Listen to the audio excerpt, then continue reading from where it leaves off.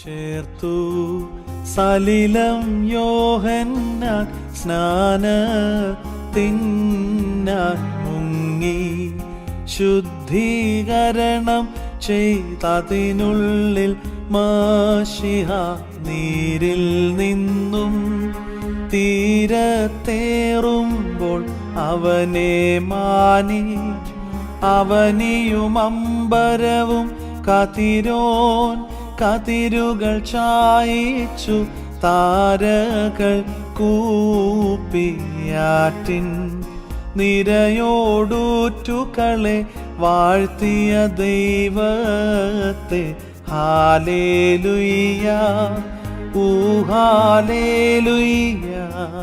നമ്മുടെ ധ്യാനത്തിന് നേതൃത്വം കൊടുക്കാൻ കോണം വന്ദനായ ജോൺ ഷമേലച്ചനെ എല്ലാവരുടെയും പേരിൽ, ഇടവകയുടെ പേരിൽ, നിങ്ങളെല്ലാവരുടെയും പേരിൽ സ്വാഗതം ചെയ്തുകൊണ്ട് അച്ഛനെ പ്രത്യേകമായിട്ട് ക്ഷണിക്കുന്നു.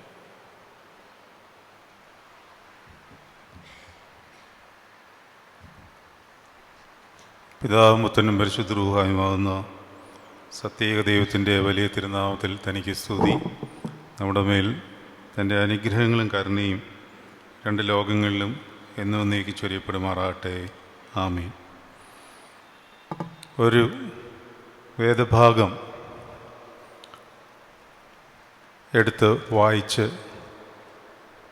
നമുക്ക് ഇന്നത്തെ ശുശ്രൂഷ ആരംഭിക്കാം. ശുദ്ധമുള്ള മർക്കോസിൻ്റെ സുവിശേഷം 1-ാം അധ്യായം 9 മുതൽ 13 വരെയുള്ള വാക്യങ്ങൾ നമുക്കൊന്ന് വായിക്കാം. ശുദ്ധമുള്ള മർക്കോസിൻ്റെ സുവിശേഷം 1-ാം അധ്യായം 9 മുതൽ 13 വരെയുള്ള വാക്യങ്ങൾ. ആ കാലത്ത് യേശു ഗലീലായിലെ നസ്രേത്തിൽ നിന്ന് വന്നു. യോഹന്നാനാൽ യോർദാനിൽ സ്നാനം കഴിഞ്ഞു. വെള്ളത്തിൽ നിന്ന് കയറിയ ഉടനെ ആകാശം പിളരുന്നതും ആത്മാവ് പ്രാവ് പോലെ തൻ്റെ മേൽ വരുന്നതും കണ്ടു. നീ എൻ്റെ പ്രിയപുത്രൻ, നിന്നിൽ ഞാൻ പ്രസാദിച്ചിരിക്കുന്നു എന്ന് സ്വർഗത്തിൽ നിന്ന് ഒരു ശബ്ദവും ഉണ്ടായി. അനന്തരം ആത്മാവ് അവനെ മരുഭൂമിയിലേക്ക് പോകുവാൻ നിർബന്ധിച്ചു. അവിടെ അവൻ സാത്താനാൽ പരീക്ഷിക്കപ്പെട്ടു. 40 ദിവസം മരുഭൂമിയിൽ കാട്ടുമൃഗങ്ങളോടുകൂടെ ആയിരുന്നു. ദൂതന്മാർ അവനെ ശുശ്രൂഷിച്ചു പോന്നു. കർത്താവിൽ പ്രിയ അച്ഛൻ, പ്രിയപ്പെട്ട ദൈവജനമേ, അനുഗ്രഹീതമായ ഈ വർഷത്തെ ആദ്യത്തെ വെള്ളിയാഴ്ച കർത്തൃസന്നിധിയിലിരുന്നുകൊണ്ട് ദൈവിക മർമ്മങ്ങളെ ധ്യാനിക്കുവാൻ അല്പസമയം നിങ്ങളെ ഞാൻ ക്ഷണിക്കുകയാണ്. ഈ ഭാഗം ഞാൻ വായിച്ചതിൻ്റെ കാരണം, നമ്മളിനിയും 2-3 ദിവസത്തിനകം വലിയൊരു പെരുന്നാളിലേക്ക് സമീപിക്കുകയാണ്. കർത്താവിൻ്റെ ജന്മപ്പെരുന്നാൾ നമ്മൾ കൊണ്ടാടി. യഥാർത്ഥത്തിൽ പൗരസ്ത്യ ദർശനമനുസരിച്ച് ജന്മപ്പെരുന്നാളിനേക്കാൾ ശ്രേഷ്ഠമേറിയതും ആഘോഷമായി കൊണ്ടാടേണ്ടതുമായ ഒരു പെരുന്നാളാണ് ദനഹ പെരുന്നാൾ. പക്ഷേ അറിഞ്ഞോ അറിയാതെയോ നമ്മൾ ഈ പെരുന്നാളിനെ അത്ര ഗൗരവമായിട്ട് എടുത്തിട്ടില്ല. ജാനുവരി 6-ാം തീയതി ചിലപ്പോൾ നമ്മളെ സംബന്ധിച്ചിടത്ത് വർക്കിംഗ് ഡേ ആകുവാനുള്ള സാധ്യതയുള്ളതുകൊണ്ടായിരിക്കാം പലപ്പോഴും ഈ പെരുന്നാളിൻ്റെ ഗൗരവത്തെപ്പറ്റി നമുക്ക് അത്ര വശമില്ല. അതുകൊണ്ട് തന്നെ ഇന്ന് ഈ പെരുന്നാൾ എന്താണ്, യഥാർത്ഥത്തിൽ ഈ പെരുന്നാളിൽ എന്തൊക്കെ സംഭവിക്കുന്നുണ്ട് എന്നുള്ള കാര്യത്തെപ്പറ്റി ഒരു ആഴമേറിയ ചിന്ത നിങ്ങളുമായിട്ട് പങ്കുവയ്ക്കുവാൻ ദൈവാത്മാവിൽ ശരണപ്പെടുകയാണ്. അപ്പോൾ ഇനി ഞാൻ പറയാൻ പോകുന്ന കാര്യം വളരെ സൂക്ഷ്മതയോടുകൂടി ശ്രദ്ധിച്ചിരുന്നില്ല എങ്കിൽ നിങ്ങൾക്ക് അത് ഉൾക്കൊള്ളുവാൻ പോലും സാധ്യമാകുവാൻ ഇടയാവില്ല. നിങ്ങളുടെ കയ്യിൽ വേദപുസ്തകം ഉണ്ടെങ്കിൽ നിങ്ങൾക്ക് കുറച്ചും കൂടെ കാര്യം എളുപ്പമാകും. അത് ഞാൻ മുമ്പോട്ട് പോകുമ്പോൾ എന്തിനാണ് ഈ വേദപുസ്തകം കയ്യിൽ വേണ്ടത് എന്നുള്ള കാര്യം നിങ്ങൾക്ക് മനസ്സിലാവും. നമുക്ക് ഈ ദനഹ പെരുന്നാൾ എന്ന് പറയുന്ന ഈ പെരുന്നാളിനെ പറ്റി ഇന്ന് പ്രത്യേകമായിട്ട് ചിന്തിക്കുവാൻ കാര്യം, നമ്മളൊരു പെരുന്നാളിൽ സംബന്ധിക്കുമ്പോൾ എന്താണ് അതിൻ്റെ ആത്മീയ രഹസ്യം എന്നുള്ള കാര്യം അറിഞ്ഞിരിക്കണം. ഇപ്പോൾ ക്രിസ്തുമസ് എന്ന് പറയുന്ന കർത്താവിൻ്റെ ജന്മപ്പെരുന്നാൾ കൊണ്ടാടി 2000 കൊല്ലം മുമ്പ് നടത്തിയൊരു പെരുന്നാളിന് വന്ന് സംബന്ധിക്കുന്നത് പോലെ നമ്മളിങ്ങനെ ഒരു പെരുന്നാളിന് വന്ന് സംബന്ധിക്കുന്നു, പള്ളിയിൽ വന്നു, ആരാധനയിൽ സംബന്ധിക്കുന്നു, പോകുന്നു. അടുത്ത വർഷം ഇത് തന്നെ റിപ്പീറ്റ് ചെയ്യുന്നു. എല്ലാ വർഷവും റിപ്പീറ്റ് ചെയ്തുകൊണ്ടേയിരിക്കുന്നു. നമ്മൾക്ക് പ്രായം കടന്നു പോകുന്നു എന്നുള്ളതല്ലാതെ നമ്മളിൽ ഈ പെരുന്നാളുകൾ മുഖേന ഉണ്ടാവേണ്ടതായ ക്രിസ്തുഭാവത്തിൻ്റെ വളർച്ച അത് സംഭവിച്ചിട്ടുണ്ടോ എന്നുള്ള കാര്യം നമ്മൾ ചിന്തിക്കണം. അങ്ങനെ ഉണ്ടായിട്ടില്ല എന്നുണ്ടെങ്കിൽ ക്രിസ്തുവിൻ്റെ മനോഭാവം നമ്മളിലേക്ക് വരുവാൻ തക്കവണ്ണം ഓരോ പെരുന്നാളുകൾ എപ്രകാരം നമുക്ക് ഉപയോഗപ്രദമാകാം എന്നുള്ളതിനെപ്പറ്റി നമ്മൾ അറിഞ്ഞിരിക്കണം. അതറിയണമെന്നുണ്ടെങ്കിൽ ഈ പെരുന്നാളുകളിൽ മറഞ്ഞിരിക്കുന്ന രഹസ്യങ്ങൾ അറിയണം. അപ്പോൾ അല്പം രഹസ്യപരമായ കാര്യങ്ങളാണ് ഇന്ന് നിങ്ങൾക്ക് കൈമാറി തരുവാൻ ഉദ്ദേശിക്കുന്നത്. അതുകൊണ്ട് തന്നെ നിങ്ങൾ ഭാഗ്യമുള്ളവരാകുന്നു എന്ന് ഞാൻ പറയും. കാരണം ഈ രഹസ്യങ്ങൾ അറിയാൻ ചുരുക്കം പേരെ കാണുകയുള്ളൂ. അതങ്ങനെയാണ്. നിങ്ങൾ യോഹന്നാൻ്റെ സുവിശേഷം 6-ാം അധ്യായം വായിക്കുമ്പോൾ ആ കാര്യം മനസ്സിലാവും. ഒരുപാട് ശിഷ്യന്മാർ കർത്താവിനുണ്ടായിരുന്നു. ഈ 15,000 പേർക്ക് അപ്പം വിളമ്പി കൊടുത്തപ്പോൾ ഇവരെല്ലാം കർത്താവിൻ്റെ പുറകെ കൂടി. കർത്താവിൻ്റെ പുറകെ തന്നെ മുഴുവൻ സമയം ചെലവഴിക്കത്തക്കവണ്ണം ഏകദേശം 1000 പേർ എപ്പോഴും ഉണ്ടായിരുന്നു. പക്ഷേ കാര്യത്തിൻ്റെ ഗൗരവത്തിലേക്ക് വന്നപ്പോൾ എല്ലാവരും കൊഴിഞ്ഞു പോയി തുടങ്ങി. അവർ പറയാൻ തുടങ്ങി, ഇത് കഠിനവാക്ക്, ഇത് ആർക്ക് കേൾക്കണം എന്ന് പറഞ്ഞ് പതിയെ ഓരോരുത്തർ കൊഴിഞ്ഞു പോകാൻ തുടങ്ങി. എന്ത് കാര്യം പറഞ്ഞപ്പോഴാണ് അവർക്ക് ദഹിക്കാതെ പോയത്? രഹസ്യങ്ങൾ പറഞ്ഞു കൊടുക്കുവാൻ തുടങ്ങി. അതായത് എന്തിനു വേണ്ടിയാണ് താൻ വന്നത്, താൻ എന്തിന് അവതാരം ചെയ്തു എന്നുള്ള കാര്യം കൃത്യമായിട്ട് പഠിപ്പിച്ചു തുടങ്ങിയപ്പോൾ ഇതെൻ്റെ ശരീരമാകുന്നു, ഇതെൻ്റെ രക്തമാകുന്നു, എൻ്റെ മാംസം തിന്നാതെയും എൻ്റെ രക്തം കുടിക്കാതെയും ഇരിക്കുന്നവൻ്റെ ഉള്ളിൽ ജീവനുണ്ടാകില്ല എന്ന് രക്തം കഴിക്കാതെ വർജിച്ച് ജീവിക്കുന്ന യഹൂദന്മാരോട് അത് പറഞ്ഞപ്പോൾ അവർക്കിത് അസഹനീയമായിട്ട് തോന്നി. രഹസ്യങ്ങളിലേക്ക് പ്രവേശിക്കുമ്പോൾ കാര്യം അസഹനീയമാണ്. അപ്പോൾ അവർ പറഞ്ഞു, ഇത് കഠിനവാക്കാണ്. ഒന്നെടുത്ത് വായിക്കാനുള്ള സമയം ഇപ്പോഴില്ല. യോഹന്നാന്റെ സുവിശേഷം 6-ാം അധ്യായം വായിച്ചാൽ മതി. ഇത് കഠിനവാക്കാണ്, ഇത് ഞങ്ങൾക്ക് താല്പര്യമില്ല, ഞങ്ങൾ പോവുകയാണെന്ന് പറഞ്ഞുകൊണ്ട് എല്ലാവരും പോയപ്പോൾ അവസാനം ആകെ 12 പേർ മാത്രം അവശേഷിച്ചു. ആ അവശേഷിച്ചവരോട് കർത്താവ് പറഞ്ഞു, നിങ്ങൾക്കും പോകണമെങ്കിൽ പോകാം. കാരണം ഇക്കാര്യത്തിൽ കോംപ്രമൈസ് ഇല്ല. ഞാൻ ഇത്രയും പറയാൻ തുനിഞ്ഞതിൻ്റെ കാര്യം, ഈ വലിയ ദേവാലയത്തിൽ ഇത്രയും പേരെ രഹസ്യം കേൾക്കാനുള്ളൂ. നിങ്ങളതുകൊണ്ട് ഭാഗ്യവാന്മാരാണ്. ആയതിനാൽ ഒരു വലിയ മർമ്മം നിങ്ങളുമായിട്ട് പങ്കുവയ്ക്കാൻ ആഗ്രഹിക്കുന്നു. സാധാരണ ദനഹ പെരുന്നാൾ എന്ന് കേൾക്കുമ്പോൾ നമ്മുടെ മനസ്സിൽ കൂടി കടന്നു പോകുന്നത് എന്താണ്? 2 ദിവസം കഴിയുമ്പോൾ ഈ പെരുന്നാൾ നമ്മൾ കൊണ്ടാടുകയാണ്. ഈ മർമ്മം അറിഞ്ഞു കഴിഞ്ഞാൽ നിങ്ങൾ ദനഹ പെരുന്നാളിൻ്റെ തലേന്ന് തൊട്ടേ ഒരുങ്ങി വിശുദ്ധിയോടുകൂടി വെളുപ്പിനെ ഈ ആരാധനയെ സംബന്ധിച്ചിട്ട് ദൈർഘ്യമേറിയ ആരാധനയാണ് എന്ന് പരാതി പറയാതെ അതിലെ ആത്മീയ സന്തോഷം അനുഭവിക്കുവാനുള്ള ഒരുക്കം അല്ലെങ്കിൽ ഒരു വാഞ്ച നിങ്ങളിലേക്കുണ്ടാകും. ദനഹ എന്നുള്ള വാക്കിൻ്റെ അർത്ഥം നിങ്ങൾക്കറിയാമല്ലോ അല്ലേ? ദനഹ എന്നുള്ള വാക്കിൻ്റെ അർത്ഥം പ്രകാശിപ്പിക്കുന്നതെന്നാണ്. ദനഹോ എന്ന് പറഞ്ഞാൽ പ്രകാശിപ്പിക്കുന്നത്, അല്ലാതെ ഇത് മാമോദീസ എന്നുള്ളൊരു അർത്ഥതലത്തിൽ മാത്രം നിങ്ങളിതിനെ ഒതുക്കി വയ്ക്കരുത്. പ്രകാശം, ഉദയം ചെയ്യുക എന്നാണ് ദനഹ എന്നുള്ള വാക്കിൻ്റെ അർത്ഥം. അതുകൊണ്ട് അതുമായിട്ട് ബന്ധപ്പെട്ട് പിതാക്കന്മാരുടെ 2-3 പ്രാർത്ഥനകൾ അന്നേ ദിവസമുള്ളത് നിങ്ങളുടെ ശ്രദ്ധയിലേക്ക് വായിച്ച് കേൾപ്പിച്ചിട്ട് ഇതിൻ്റെ മർമ്മങ്ങളിലേക്ക് നമുക്ക് പ്രവേശിക്കാം. അപ്പോൾ പിതാക്കന്മാർ പ്രാർത്ഥിക്കുകയാണ്, ഇന്ന് പിതാവിൻ്റെ ഏകപുത്രൻ യോർദാൻ നദിയിൽ ഇറങ്ങി. അപ്പോൾ ജലത്തിൻ്റെ പ്രകൃതി പരിഭ്രമിച്ചു. യോർദാൻ നദിയിലേക്ക് കർത്താവ് ഇറങ്ങിയപ്പോൾ ജലത്തിൻ്റെ പ്രകൃതി പരിഭ്രമിച്ചു. അങ്ങനെ പരിഭ്രമിക്കുവാൻ ഒരു കാരണമുണ്ട്. ആ കാരണത്തിലേക്ക് നമുക്ക് വരാം. അതവിടെ നിൽക്കട്ടെ. പിതാക്കന്മാരുടെ പ്രാർത്ഥന അത്രയേ ഉള്ളൂ. അത് നമ്മളിത് ഇങ്ങനെ വായിക്കുമ്പോൾ പെട്ടെന്ന് ജലത്തിലേക്ക് ഇറങ്ങി, ജലം പരിഭ്രമിച്ചു. പരിശുദ്ധ മാമോദീസയുടെ ശുശ്രൂഷയ്ക്ക് മൂറോൻ എടുത്ത് ഉയർത്തിക്കൊണ്ട് പട്ടക്കാരൻ പ്രാർത്ഥിക്കുന്ന പ്രാർത്ഥന എന്താണ്? ദൈവമേ, വെള്ളം നിന്നെ കണ്ടു, വെള്ളം നിന്നെ കണ്ട് ഭയപ്പെട്ടു എന്നാണ്. വീണ്ടും പിതാക്കന്മാരുടെ പ്രാർത്ഥന ഇപ്രകാരമാണ്: സാക്ഷാൽ പ്രകാശമായ കർത്താവേ. ഈ പ്രകാശം എന്നുള്ള വാക്ക് ഒരുപാട് തവണ നിങ്ങൾ കേൾക്കും. സാക്ഷാൽ പ്രകാശമായ കർത്താവേ, നിന്റെ പ്രകാശത്താൽ പ്രകാശങ്ങളുടെ പിതാവിങ്കൽ ഞങ്ങളെ നീ അടുപ്പിച്ചു.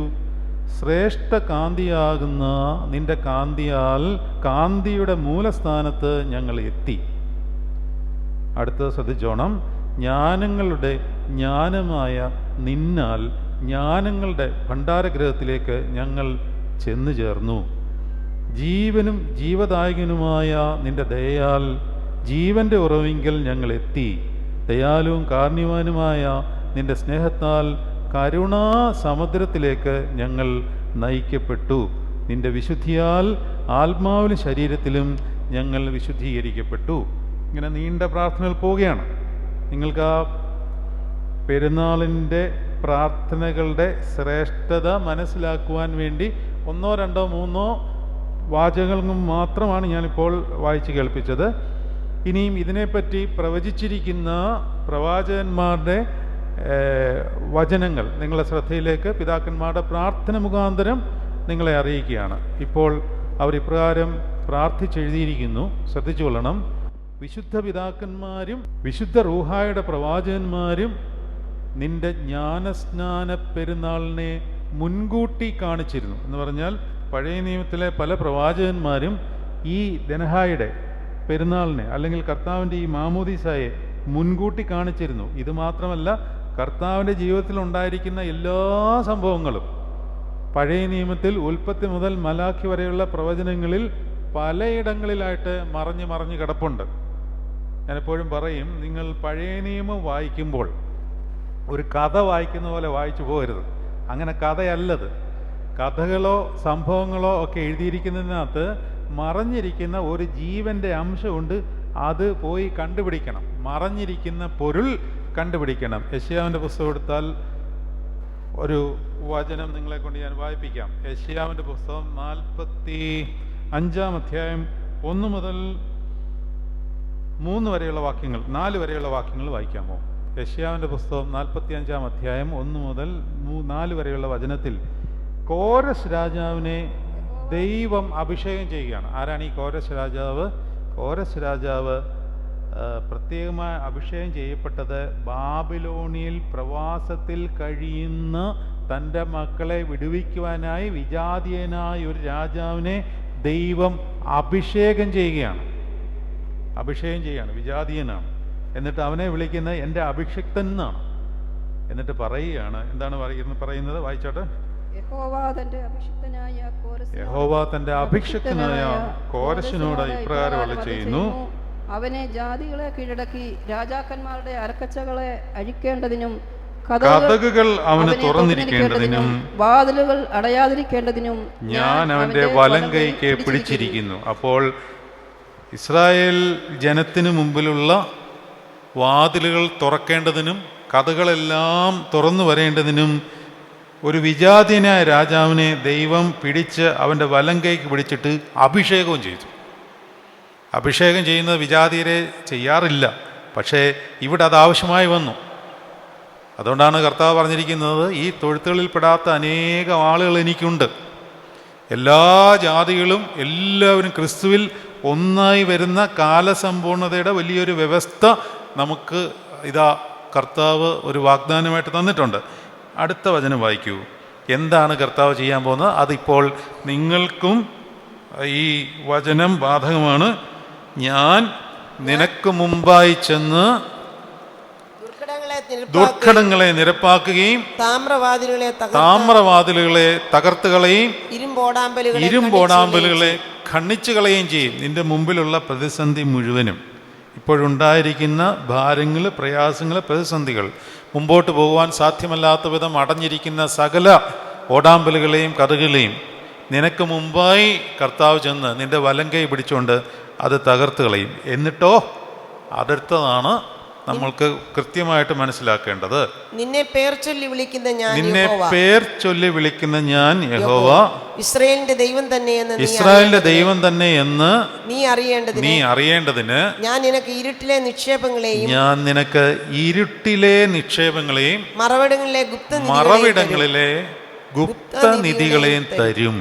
അപ്പോൾ കർത്താവിനെ അറിയണമെന്നുണ്ടെങ്കിൽ, യോർദാൻ നദിയിൽ കാലെടുത്ത് വെച്ച യേശുവിനെ അറിയണമെന്നുണ്ടെങ്കിൽ, അറിഞ്ഞെങ്കിൽ മാത്രമേ നമുക്ക് സ്നേഹം വരത്തുള്ളൂ. ഒരാളോട് സ്നേഹം വരണമെങ്കിൽ ആ ആളെ അറിയണം. അറിയാത്ത ഒരാളെ നമുക്ക് സ്നേഹിക്കാൻ പറ്റില്ല. അപ്പോൾ ക്രിസ്തുവിനെ അറിയുന്നത് എങ്ങനെയാണ്? ക്രിസ്തു 2000 കൊല്ലം മുമ്പ് ജനിച്ചു, മറിയാമിൻ്റെ മകനായിട്ട് ജനിച്ചു, പിന്നെ നമുക്ക് വേണ്ടി ജീവിച്ചു, യോർദാൻ നദിയിൽ മാമോദീസ ഏറ്റു, കാൽവറിയിൽ കുരിശിൽ മരിച്ചു, ഉയർത്തെഴുന്നേറ്റു, സ്വർഗത്തിലേക്ക് പോയി. ഇത്രയും കാര്യങ്ങളൊക്കെ പൊതുവെ നമുക്ക് അറിയത്തുള്ളൂ. അതല്ല ക്രിസ്തു പരിജ്ഞാനം എന്ന് പറയുന്നത്. നമ്മൾ ഈ ലോകത്തിലായിരിക്കുന്ന കാലത്ത് നമ്മൾ വളരെ പ്രാധാന്യത്തോടെ നമ്മൾ കണ്ടുപോരേണ്ടതാണ്. ഞാൻ പറയാറുണ്ട്, എപ്പോഴും പറയാറുണ്ട്, ഓർമ്മിപ്പിക്കുന്നതിൽ ബുദ്ധിമുട്ടുണ്ട്. നമുക്കൊക്കെ ഈ ജീവിതത്തിൽ വളരെ കുറച്ച് കാലമേ ഉള്ളൂ. നമ്മൾ ഈ ലോകത്തിൻ്റെ പുറകെ ഇങ്ങനെ ഓടി ഓടി ഓടി ഓടി നടക്കുന്നതൊക്കെ നല്ലതാണ്. നമുക്ക് ജീവിതത്തിന് ആവശ്യമായ പല കാര്യങ്ങളും അതിന് വേണം. പക്ഷേ നമ്മൾക്കൊരു സ്റ്റോപ്പ് സൈൻ ഉണ്ട്. ആ സ്റ്റോപ്പ് സൈനിന് മുമ്പ് അതിനപ്പുറത്തേക്കുള്ള കാര്യങ്ങളുടെ ഗൗരവം മുന്നമേ മനസ്സിലാക്കി അവിടെ ആരാണ് നിൽക്കുന്നത്, നമ്മളെ സ്വീകരിക്കുവാനായിട്ടും കരുതുവാനായിട്ടും ഏറ്റെടുക്കുവാനായിട്ടും എടുത്തോണ്ട് പോകുവാനായിട്ടും ആരാണ് നിൽക്കുന്നത് എന്നുള്ളത് മുന്നമേ മനസ്സിലാക്കി അവനെ അറിയണം. അങ്ങനെ അറിയുമ്പോൾ അവനോട് സ്നേഹം ഉണ്ടാവും. അതാണ് ഫിലിപ്പിയ ലേഖനം 1-ാം അധ്യായത്തിൽ പൗലോസ്ലീഹ പഠിപ്പിക്കുന്നത്. എനിക്ക് ലാഭമായിരുന്നതൊക്കെയും ഞാൻ ക്രിസ്തുവിൽ ഛേദം എന്നെണ്ണുന്നു. ആ വാക്യം ഒന്ന് കണ്ടുപിടിച്ച്. ഫിലിപ്പിയ ലേഖനം 1-ാം അധ്യായം 18 എനിക്ക് ലാഭമായിരുന്നതൊക്കെയും ക്രിസ്തുവിൽ ഛേദമെന്നെണ്ണുന്നു, അത്രയുമല്ല എൻ്റെ കർത്താവായ യേശു ക്രിസ്തുവിനെ കുറിച്ചുള്ള പരിജ്ഞാനത്തിൻ്റെ ശ്രേഷ്ഠത നിമിത്തം ഇപ്പോൾ ഞാൻ എല്ലാം ഉപേക്ഷിക്കുന്നു. ഫിലിപ്പിയർ 3-ാം അധ്യായമാണ് 7-ാം വാക്യം. 3:7 വായിക്കാമോ? 3:7.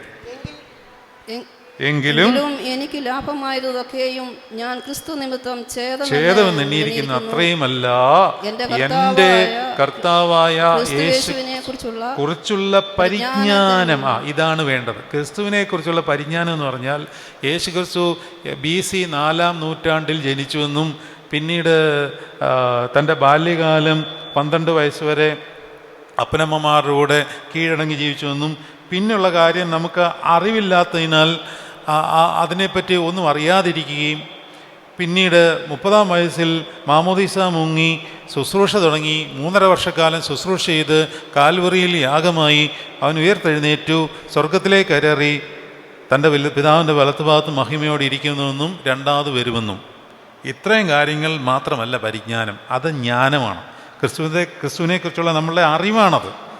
പരിജ്ഞാനം വേറെ. പരിജ്ഞാനം നിഗൂഢ രഹസ്യങ്ങളും അതുപോലെ തന്നെ നിക്ഷേപ രഹസ്യങ്ങളുമാണ്. അത് പരിശുദ്ധ മാമോദീസായിൽ നമുക്ക് ഇത് ചകഞ്ഞെടുക്കുവാനുള്ള സകല ആത്മീക വരത്താലും നൽകിയിട്ടുണ്ട് എന്ന് FSC ലേഖനം 1:3 പഠിപ്പിക്കുന്നുണ്ടല്ലേ. സകല ആത്മീക അനുഗ്രഹത്താലും ക്രിസ്തുയേശുവിൽ നമ്മെ അനുഗ്രഹിച്ചിരിക്കുന്നതാണ്. സകല ആത്മീയ അനുഗ്രഹത്താലും സ്വർഗത്തിലെ FS 1:3 സ്വർഗത്തിലെ സകല ആത്മീയ അനുഗ്രഹത്താലും ക്രിസ്തുയേശുവിൽ നമ്മെ അനുഗ്രഹിച്ചിരിക്കുന്നുണ്ട്. ആരിൽ നമ്മൾ അനുഗ്രഹിക്കപ്പെട്ടുവോ അവനെ പറ്റിയുള്ള പരിജ്ഞാനമാണ് ഇപ്പോൾ നമ്മൾ അന്വേഷിക്കുവാൻ പോകുന്നത്. അതുകൊണ്ട് ഈ പ്രവാചകന്മാർ ക്രിസ്തുവിനെ പറ്റി വളരെ വളരെ ജ്ഞാനത്തോടുകൂടി പ്രവചിച്ചിരിക്കുന്നു. ആ പ്രാർത്ഥന ഇപ്രകാരമാണെന്ന് വായിക്കുവാണ്. ഒരുവൻ, നിങ്ങൾക്ക് പറ്റുമെങ്കിൽ ഈ ഒരുവൻ ആരാണെന്ന് പറയാമോ? ഇങ്ങനെയാണ് പിന്നെ പ്രവാചകന്മാർ പ്രവചിക്കുന്നത്. ഞാൻ നിങ്ങൾക്കൊരു ചോദ്യം തരികയാണ്. 2-3 പേരെ പറ്റി പറയുന്നുണ്ട്. ഈ പ്രാർത്ഥനയിൽ അവർ എഴുതിയിരിക്കുന്ന ഇപ്രകാരമാണ്: ഒരുവൻ ചെങ്കടലും മേഘവും മൂലവും നിന്റെ പരിശുദ്ധ സ്നാനത്തെ ദൃഷ്ടാന്തീകരിച്ചു. ആരാണ് ഈ ഒരുവൻ? പറയാമോ? മോശ ചെങ്കടലും മേഘവും മൂലവും നിന്റെ സ്നാനത്തെ ദൃഷ്ടാന്തീകരിച്ചു. അതായത് ഇസ്രായേൽ ജനത്തെ ചെങ്കടലിലൂടെ യാത്രയാക്കുകയാണ്. അപ്പോൾ ആ ജലത്തിൻ്റെ മധ്യേ ഉള്ളത് കർത്താവിൻ്റെ സ്നാനവും പിന്നീട് വരുന്ന പുതിയ നിയമത്തിൻ്റെ മാമോദീസായിട്ട് മുൻകുറിയായിട്ട് പ്രവാചകന്മാർ പറഞ്ഞിരിക്കുന്നു. മേഘത്തിൻ കീഴിലും അവരെ നടത്തിയിരുന്നു. ഇത് രണ്ടും 1 കൊരിന്ത്യർ 10-ാം അധ്യായത്തിൽ പറയുന്നുണ്ട് അല്ലേ? അതായത് സഹോദരന്മാരെ, മേഘത്തിൻ്റെ കീഴിലും അതുപോലെ തന്നെ സമുദ്രത്തിലും കൂടി നടന്ന് സ്നാനമേറ്റ് അവർ ആരോട് ചേർന്നു എന്നാണ് പറഞ്ഞിരിക്കുന്നത്? അത് കൊരിന്ത്യർക്ക് എഴുതിയ ലേഖനം 10-ാം അധ്യായം 1-ാം വാക്യം എടുത്ത്. 10-ാം അധ്യായം 1-ാം വാക്യം പെട്ടെന്ന് വായിക്കൂ. സഹോദരന്മാരെ, നമ്മുടെ പിതാക്കന്മാർ എല്ലാവരും മേഘത്തിൻ കീഴിൽ ആയിരുന്നു. എല്ലാവരും സമുദ്രത്തിലൂടെ കടന്ന് എല്ലാവരും മേഘത്തിലൂടെയും സമുദ്രത്തിലൂടെയും സ്നാനമേറ്റ് മോശയോട് ചേർന്നു. നമ്മൾ വെള്ളത്തിലും ആത്മാവിലും സ്നാനമേറ്റ് ആരോട് ചേരുന്നു? പറയൂ. നമ്മൾ വെള്ളത്തിലും ആത്മാവിലും സ്നാനമേറ്റ് ക്രിസ്തുവിനോട് ചേരുന്നു. അപ്പോൾ മോശ ഈ സ്നാനത്തിൻ്റെ മുൻകുറിയായിട്ട് നിൽക്കുകയാണ്. ഇനി പിതാക്കന്മാർ വീണ്ടും പ്രാർത്ഥിക്കുന്നു: വേറൊരുവൻ കർത്താവിൻ്റെ ജനത്തെ പരിശുദ്ധ മാമോദീസായ്ക്കെന്നവണ്ണം യോർദാനിലേക്ക് ഇറക്കുകയും അവിടെ നിന്ന് പ്രതാപത്തോടും ബഹുമാനത്തോടും കൂടി കരയേറ്റുകയും ചെയ്തു. ആരാണ് ആ വേറൊരുവൻ? ആര്? യോഹന്നാൻ സ്നാപകൻ. നിങ്ങൾ പ്രാർത്ഥന ശ്രദ്ധിക്കൂ. ഇതെന്താണ്? പ്രവചനമാണ്. പഴയ നിയമത്തിലെ പ്രവചനമാണ്. അപ്പോൾ പഴയ നിയമത്തിലെ ഒരു പ്രവാചകൻ്റെ കാര്യമാണ്. യോഹന്നാൻ സ്നാപകൻ പഴയ നിയമത്തിലും അല്ല പുതിയ നിയമത്തിലും അല്ലാത്ത രീതിയിൽ നിൽക്കുകയാണ് അല്ലേ? അവസാനത്തെ കണ്ണിയാണ്. അപ്പോൾ ഇവിടെ പറഞ്ഞിരിക്കുന്നു, ഒന്നുകൂടെ ഒന്ന് ആലോചിച്ച്, വേറൊരുവൻ എന്താണ്? കർത്താവിൻ്റെ ജനത്തെ പരിശുദ്ധ മാമോദീസായ്ക്കൊത്തവണ്ണം യോർദാനിലേക്ക് ഇറക്കുകയും അവിടെ നിന്ന് പ്രതാപത്തോടും ബഹുമാനത്തോടും കൂടി കരയേറ്റുകയും ചെയ്തു. ആരാണ് ഈ വേറൊരുവൻ? യോശുവ. ആരാണ് പറഞ്ഞത്? യോശുവയാണ്. യോശുവയിലെ യോർദാൻ നദിയിലേക്ക് ഇസ്രായേൽ ജനത്തെ ഇറക്കിയിട്ട് അവിടെ യാഗപീഠമൊക്കെ പണിത് പെട്ടകം യോർദാൻ നദിയുടെ മധ്യത്തിൽ കൂടി ചെങ്കടൽ മോശ തൻ്റെ ഗുരു എങ്ങനെ വിഭാഗിച്ചോ അതേപടി യോർദാൻ നദിയെ വിഭാഗിച്ച് ഉണങ്ങിയ നിലത്തുകൂടി ആ പെട്ടകവും ജനത്തെയും കൂടെ നടത്തിയതും കർത്താവിൻ്റെ ഈ മാമോദീസായും നമ്മുടെ മാമോദീസായും തമ്മിലുള്ള ദൃഷ്ടാന്തമായിട്ട് കാണിക്കുന്നു. ഇനിയും ഒരുവൻ യെറീഹോവിൽ വെച്ച് കർത്താവിൻ്റെ യുദ്ധത്തിന് വെള്ളത്തിങ്കൽ തെരഞ്ഞെടുപ്പ് നടത്തി. പറയാമോ ആർക്കെങ്കിലും? ഒരുവൻ, അതാണ് ഈ പിതാക്കന്മാരുടെ പ്രാർത്ഥനയുടെ ശ്രേഷ്ഠത. ഇതിങ്ങനെ കണക്ട് ചെയ്ത് കിടക്കും. ഒരുവൻ യെറീഹോവിൽ കർത്താവിൻ്റെ യുദ്ധത്തിന് വെള്ളത്തിങ്കൽ തെരഞ്ഞെടുപ്പ് നടത്തി. നല്ലതായിട്ട് വേദവസം വായിക്കുന്നവർക്ക് ഈ പ്രാർത്ഥന പിടി കിട്ടത്തുള്ളൂ. എന്താണ്? പറയൂ. ആർക്കെങ്കിലും പറയാമോ? സമ്മാനമുണ്ട്. ഒന്നും കൂടെ വായിക്കാം. ഒരുവൻ യെറീഹോവിൽ വെച്ച് കർത്താവിൻ്റെ യുദ്ധത്തിന് വെള്ളത്തിങ്കൽ തെരഞ്ഞെടുപ്പ് നടത്തി. ആരാണ് വെള്ളത്തിങ്കൽ തെരഞ്ഞെടുപ്പ്? ഏത് തെരഞ്ഞെടുപ്പാണ്? ഞാൻ ഹിന്റ് തരണോ? ആരാണ്? ഏലീശ. ഉറച്ചു പറഞ്ഞേ, കേട്ടില്ല. ഏലീശ അല്ല. തെരഞ്ഞെടുപ്പൊന്നും ഏലീശ നടത്തിയിട്ടില്ല. ഏലീശയുടെ കാര്യം വരുന്നുണ്ട്. മുന്നമേ ഞാൻ പറഞ്ഞു കഴിഞ്ഞു. അപ്പോൾ അടുത്തത് നിങ്ങൾ ഏലീശ എന്ന് ഉത്തരം തീർച്ചയായിട്ടും പറയും. വെള്ളത്തിങ്കൽ തെരഞ്ഞെടുപ്പ് നടത്തി. ഞാനൊരു ഹിന്റ് തരാം. നായ. നോഹയും നായയും തമ്മിൽ എന്താണ് ബന്ധം? നോഹയും നായയും തമ്മിൽ എന്താണ് ബന്ധം? അങ്ങനൊരു ബന്ധമില്ല.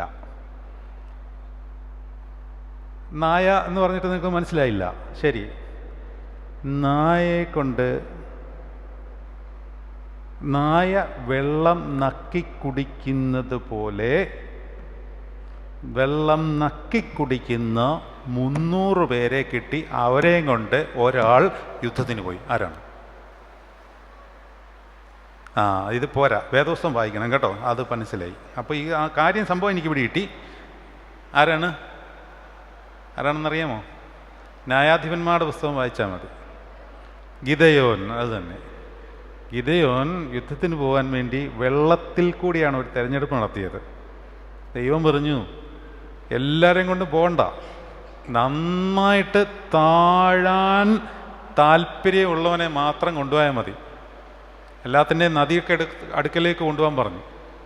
മുട്ടുമേലിരുന്ന് കൈക്കുമ്പിളിൽ ഇങ്ങനെ വെള്ളം കോരി കുടിക്കുന്നവനെയൊക്കെ പറഞ്ഞു വിട്ടു. എല്ലാവരും 3/4 ആൾക്കാരും അങ്ങനെയാണ് ചെയ്തത്. നക്കി കുടിക്കുന്നത് ആരുണ്ട് എന്ന് നോക്കണം, അവന്മാരെ എടുത്തോളാൻ പറഞ്ഞു. എന്ന് പറഞ്ഞാൽ തൻ്റെ ജീവനെ പോലും പരിത്യജിച്ച് എന്തുമാത്രം താഴാമോ അത്രയും താഴുവാൻ മനസ്സൊരുക്കമുള്ള 300 പേരെയും കൊണ്ട് ഗിദെയോൻ പോയി യുദ്ധത്തിൽ ജയിച്ചു. അതാണ് ഈ ഒരുവൻ കർത്താവിൻ്റെ യുദ്ധത്തിന് വെള്ളത്തിങ്കൽ തിരഞ്ഞെടുത്ത് നടത്തി.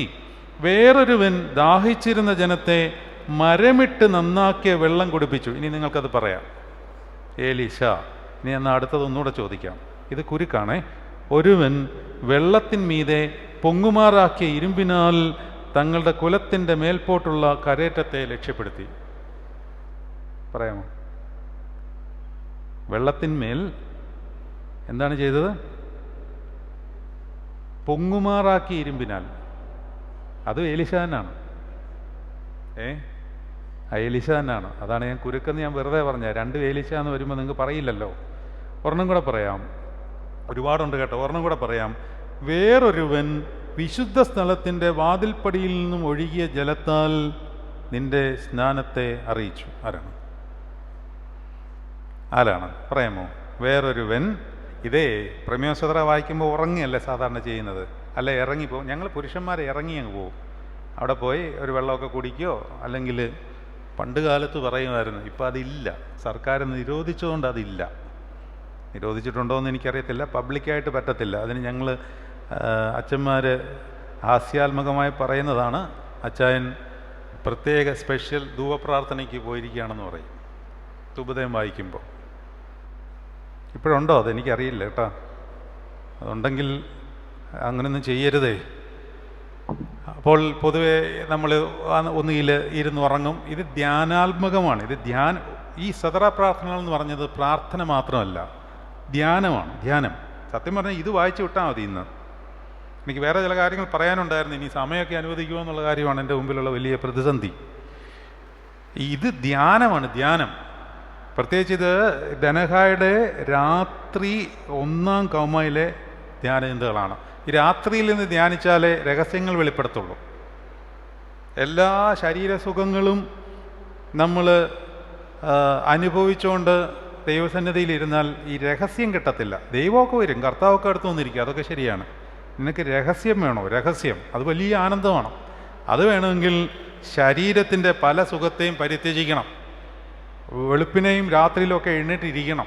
അത് ആഗ്രഹം വന്നാലേ നമുക്ക് എണ്ണീട്ടിരിക്കാൻ പറ്റത്തുള്ളൂ. അല്ലാതെ ഇന്ന് എനിക്ക് രഹസ്യം കിട്ടണമെന്ന് പറഞ്ഞുകൊണ്ട് രാത്രി അലാറം വെച്ച് എണ്ണീച്ചാലൊന്നും അത് വരത്തില്ല. നമുക്ക് ആഗ്രഹവും താല്പര്യവും ആദ്യം പരിശുദ്ധാത്മാവ് തന്നെ നമ്മൾ ജനിപ്പിക്കണം. അപ്പോൾ ഇത് നോക്കിയേ, വേറൊരുവൻ വിശുദ്ധ സ്ഥലത്തിൻ്റെ വാതിൽപ്പടിയിൽ നിന്ന് ഒഴുകിയ ജലത്താൽ നിന്റെ സ്നാനത്തെ അറിയിച്ചു.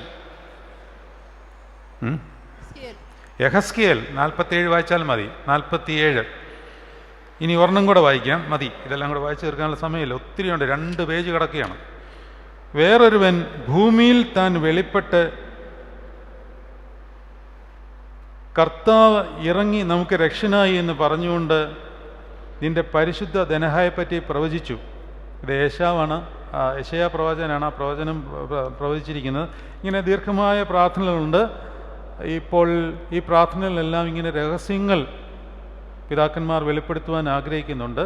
ഇതിനു മുമ്പുള്ള പെരുന്നാളിൽ കല്ലടാവിൽ നീ മനുഷ്യനായി ജനിച്ചു, എന്നാൽ ഈ പെരുന്നാളിൽ നീ ദൈവപുത്രനായി വ്യക്തമായി നിന്റെ പ്രകാശത്തിൽ നീ വെളിപ്പെട്ടു. മുൻ പെരുന്നാളിൽ ഒരു പരാക്രമി ജനിച്ചു, അവൻ അതിനെ നന്നാക്കി എന്ന് പ്രവാചകൻ പറഞ്ഞതിനെ നീ അർത്ഥവത്താക്കി. നദീതീരത്ത് നിൻ്റെ പ്രഭ മഹത്തരമായി ശോഭിച്ചു. ഞാനിത് പ്രാർത്ഥനകൾ അങ്ങോട്ട് മാറ്റി വയ്ക്കുകയാണ്. ഇങ്ങനെ പ്രവാചകന്മാരെല്ലാം ഈ പെരുന്നാളിനെ പറ്റി മുൻകൂട്ടി പറഞ്ഞിട്ടുണ്ട്. എന്നാൽ വളരെ പ്രധാനപ്പെട്ട ഒരു പ്രാർത്ഥന നിങ്ങൾ ചിലപ്പോൾ ഇന്നേ വരെ ശ്രദ്ധിച്ചിട്ടില്ലാത്തത്, പലതവണ കേട്ടിട്ടുണ്ടായിരിക്കും, പക്ഷേ ശ്രദ്ധിച്ചിട്ടില്ലാത്ത ഒരു പ്രാർത്ഥന ധനഹായുടെ ശുശ്രൂഷയിൽ നിന്നും നിങ്ങൾക്ക് പറഞ്ഞു തരുവാൻ ഞാൻ ആഗ്രഹിക്കുകയാണ്. അപ്പോൾ അത്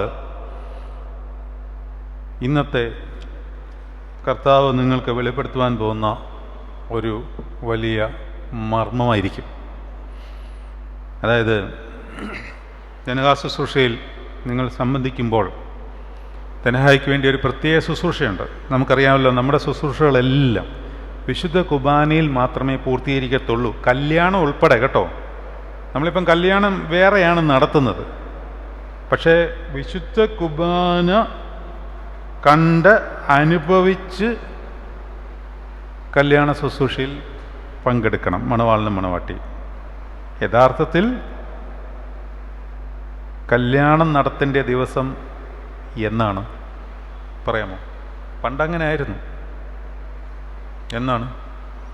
ഞായറാഴ്ചയാണ്. ഞായറാഴ്ച മണവാളിനും മണവാട്ടിയും ഒന്നാമത്തെ കണ്ടീഷനായിട്ട് അതിരാവിലെ ദേവാലയത്തിൽ വരണം. പിന്നെ അവിടെ കാര്യം തീർന്നല്ലോ അല്ലേ? ഇനിയിപ്പം നമുക്ക് മുമ്പോട്ട് പറയേണ്ട ആവശ്യമില്ലല്ലോ. കല്യാണം ഉണ്ടെങ്കിൽ അന്ന് ഞായറാഴ്ചയാണെങ്കിൽ മണവാളിനും മണവാട്ടിയും ദേവാലയത്തിൽ വരില്ല എന്നുള്ളത് നമ്മുടെ ഒരു ദൃഢനിശ്ചയം പോലെയാണ്. കാരണം ഒരുപാട് ഒരുങ്ങാനുണ്ട്, ചെയ്യാനുണ്ട്. എന്നിട്ട് 2 ആഴ്ച കഴിയുമ്പം പ്രശ്നമായി ബഹളമായിട്ട് വരുകയും ചെയ്യുന്നത് കാണാം. ഇപ്പോൾ അധികം പേരും, എനിക്കറിയില്ല, ദേവാലയത്തിൽ വരില്ല. അത് അവർക്ക് അനുവദിച്ചിട്ടുള്ളതുപോലെ, ദേവാലയത്തിൽ ചെരുപ്പിട്ട് കയറുവാൻ മണവാളിനും മണവാട്ടിക്കും അനുവാദമുള്ളതുപോലെയാണ്. അന്നത്തെ ദിവസം കുർബാനയ്ക്ക് വരാതിരിക്കാൻ അനുവാദമുള്ളതുപോലെയാണ് അവർ വീട്ടിൽ ഇരിക്കുന്നത്. വീട്ടിൽ ഇരിക്കുന്നു പറഞ്ഞാൽ അതിൻ്റെ ഒരുക്കങ്ങൾ നടത്തുകയാണ്, കാര്യം ശരിയാ. പക്ഷേ അവിടെയാണ് നമ്മൾ ചിന്തിക്കേണ്ടത്, നമ്മൾ ആർക്കാണ് പ്രാധാന്യം കൊടുത്തിരിക്കുന്നത്? ഇതാണ് ഈ 1-ാം സ്ഥാനം. ഞാനല്ലാതെ അന്യ ദൈവങ്ങൾ നിനക്കുണ്ടാകരുത് എന്ന് പറയുമ്പോൾ ക്രിസ്തുവിന് 1-ാം സ്ഥാനം എന്നൊക്കെ പറയുന്നത് ഇതാണ്. അല്ലാതെ എന്താണ്? നമുക്ക് പ്രാധാന്യമേറിയ സാധനങ്ങൾ ക്രിസ്തുവിന് കീഴെ വയ്ക്കുമ്പോൾ ആണ് ക്രിസ്തുവിന് 1-ാം സ്ഥാനം വരുന്നത്. അതാണ് ഈ 1-ാം സ്ഥാനം എന്നൊക്കെ പറയുന്നത്.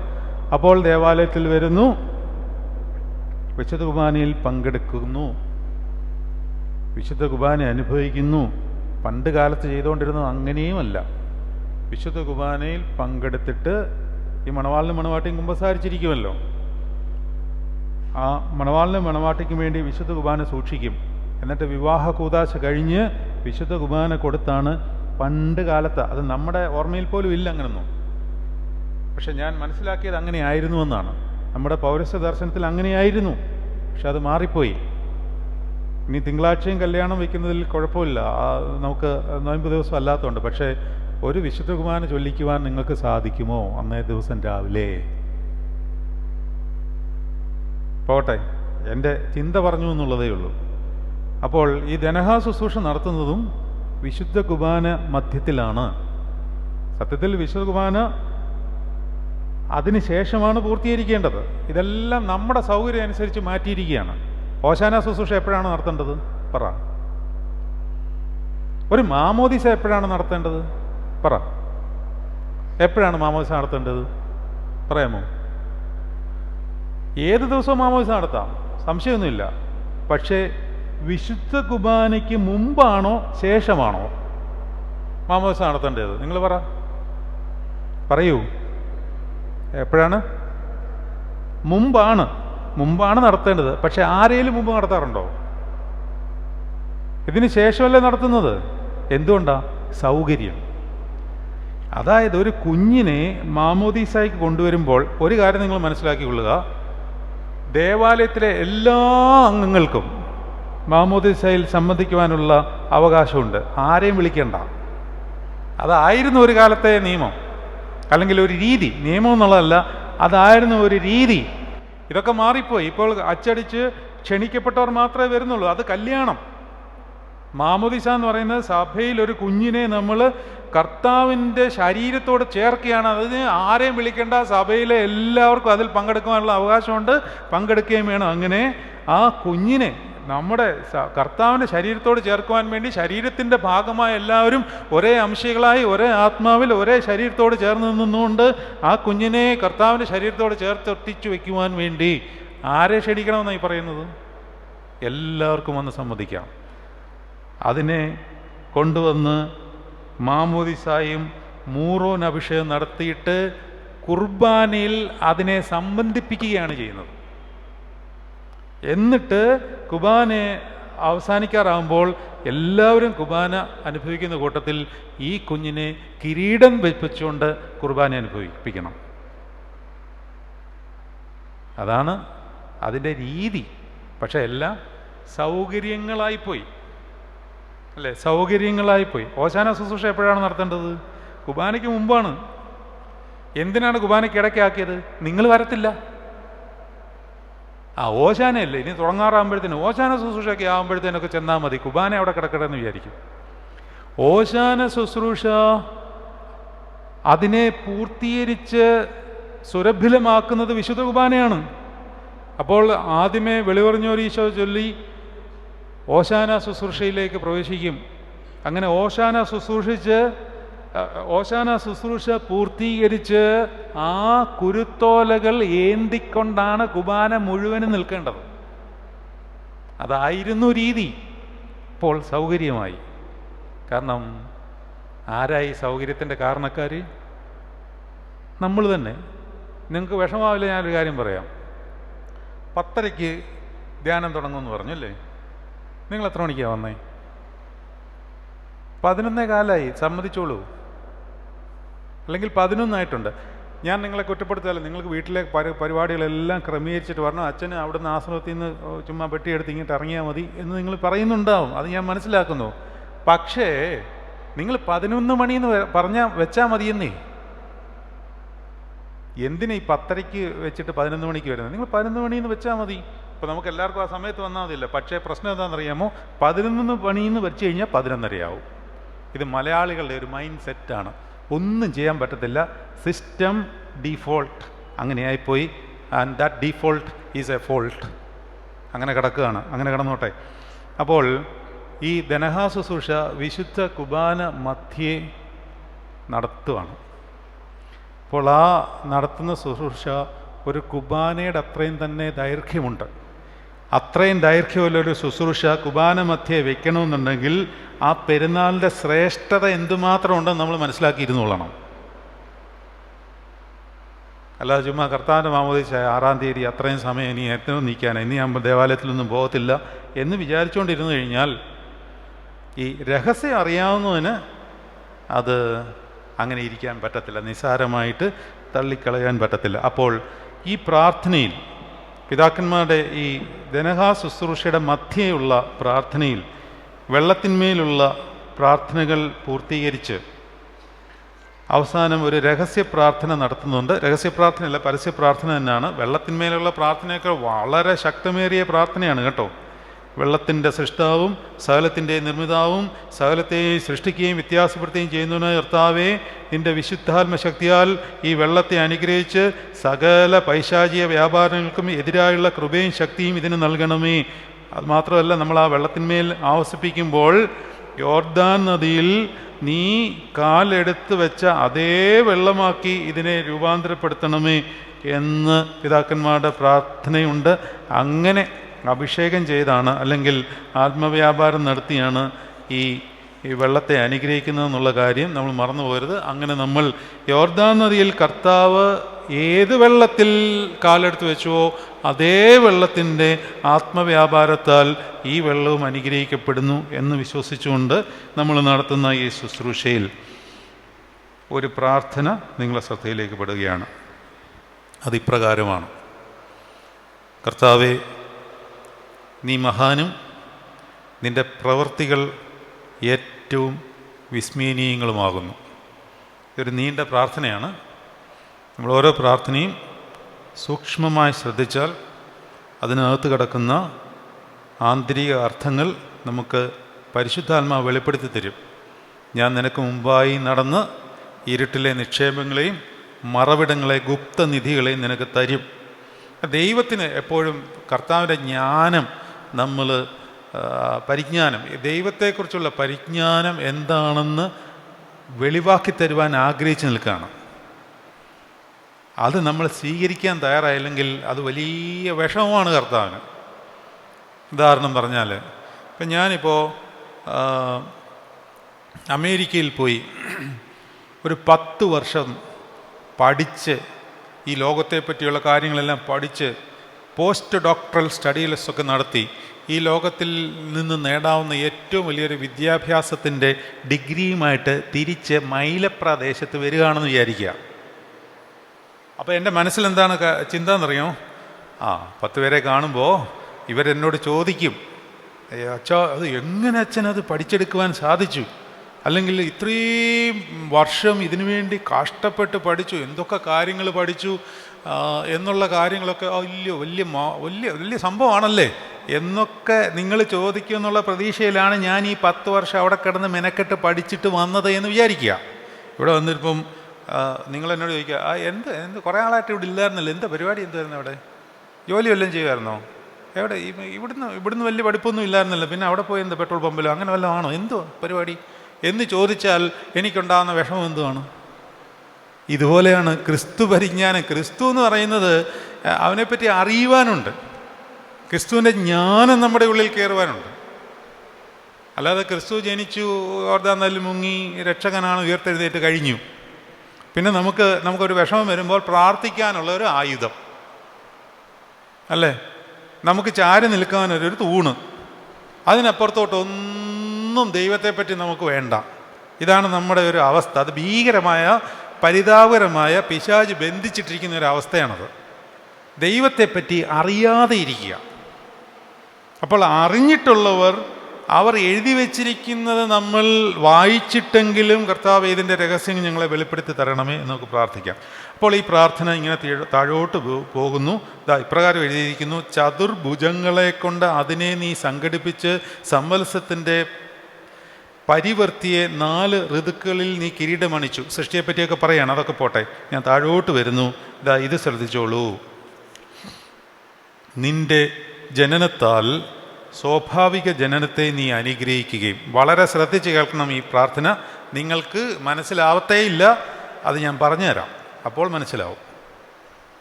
കന്യാവ്രതമുള്ള ഗർഭപാത്രത്തെ ശുദ്ധീകരിക്കുകയും ചെയ്തു. കർത്താവിൻ്റെ ജനനത്തെപ്പറ്റി പറയുകയാണ്. കന്യാവ്രതമുള്ള ഗർഭപാത്രത്തെ വചനത്താൽ ശുദ്ധീകരിച്ചു. കാരണം ശുദ്ധീകരിക്കപ്പെടാത്ത ഒരു പ്രതലത്തിൽ കർത്താവിന് ഇരിക്കുവാൻ സാധ്യമല്ല. വിശുദ്ധി ഇല്ലാത്തടത്ത് ദൈവം ഇരിക്കില്ല. അതുകൊണ്ട് കന്യാമാതാവിൻ്റെ സകല തിന്മകളെയും മാറ്റി അവളെ ഓൾ ഹോളി നേച്ചർ ആക്കി. അവൾ ഓൾ ഹോളി നേച്ചറായിട്ടാണ് ജനിച്ചതെന്ന് ചില സഭകൾ പഠിപ്പിക്കുന്നുണ്ട്. പൗരസ്ത്യ ദർശനത്തിൽ അങ്ങനെയില്ല. അവൾ ഓൾ ഹോളി നേച്ചർ ആയത് ദൂതൻ കർത്താവിനെ അവളുടെ ഗർഭപാത്രത്തിൽ ഉരുവാകത്തക്കവണ്ണം അവളെ ഓൾ ഹോളി നേച്ചർ ആക്കി. അപാർഥനോസ് എന്ന് പറയും.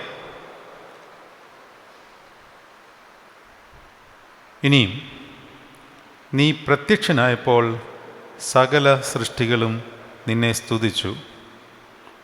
എന്തെന്നാൽ ദൈവമേ, നീ ഭൂമിയിൽ കാണപ്പെട്ട് മനുഷ്യരോട് സഹവാസം ചെയ്തു. സ്വർഗത്തിൽ നിന്ന്, ഇതാണ് ശ്രദ്ധിക്കേണ്ട പ്രാർത്ഥന. വളരെ ശ്രദ്ധിച്ച് കേട്ടോണം, ഞാൻ പതിയെ വായിക്കാം. സ്വർഗത്തിൽ നിന്ന് നിന്റെ വിശുദ്ധാത്മാവിനെ നീ ആകർഷിച്ച് വരുത്തി യോർദാൻ പ്രവാഹത്തെ നീ ശുദ്ധീകരിക്കുകയും അവിടെ മറഞ്ഞു കിടന്ന മഹാസർപ്പത്തിൻ്റെ തലയെ മർദ്ദിക്കുകയും ചെയ്തു. ഇതാണ്. ഒന്നുകൂടെ വായിക്കാം. സ്വർഗത്തിൽ നിന്ന് നിന്റെ വിശുദ്ധാത്മാവിനെ നീ ആകർഷിച്ച് വരുത്തി. കർത്താവ് തന്നെയാണ് മാമോദിസ മുങ്ങിയപ്പോൾ പരിശുദ്ധാത്മാവിനെ വിളിക്കുന്നതും പരിശുദ്ധാത്മാവ് വരുന്നതും പിതാവ് പരിശുദ്ധാത്മാവിനെ അയക്കുന്നത്. കാരണം അവിടെയാണ് തൃത്വം വെളിപ്പെടുന്നത്. ആദ്യമായിട്ട് തൃത്വം വെളിപ്പെടുകയാണ്. അവിടെ അത് വെളിപ്പെട്ടപ്പോഴാണ് പിശാചിന് മനസ്സിലായത്. എന്ത് മനസ്സിലായത്?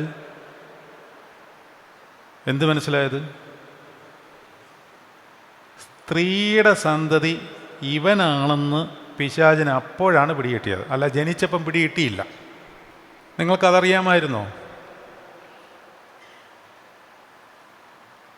അതായത് കർത്താവ് ജനിക്കുമ്പോൾ എവിടെയോ ആരോ ജനിച്ചിട്ടുണ്ട് എന്നേ അറിയത്തുണ്ടായിരുന്നുള്ളൂ, പിശാചിന് പോലും.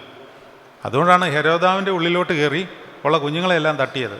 അറിയാവുന്നുണ്ടായിരുന്നേ കർത്താവിനെ പോയി കൊന്നാൽ പോരായിരുന്നോ? അപ്പോൾ പല രീതിയിൽ ഇവൻ നോക്കുന്നുണ്ട്.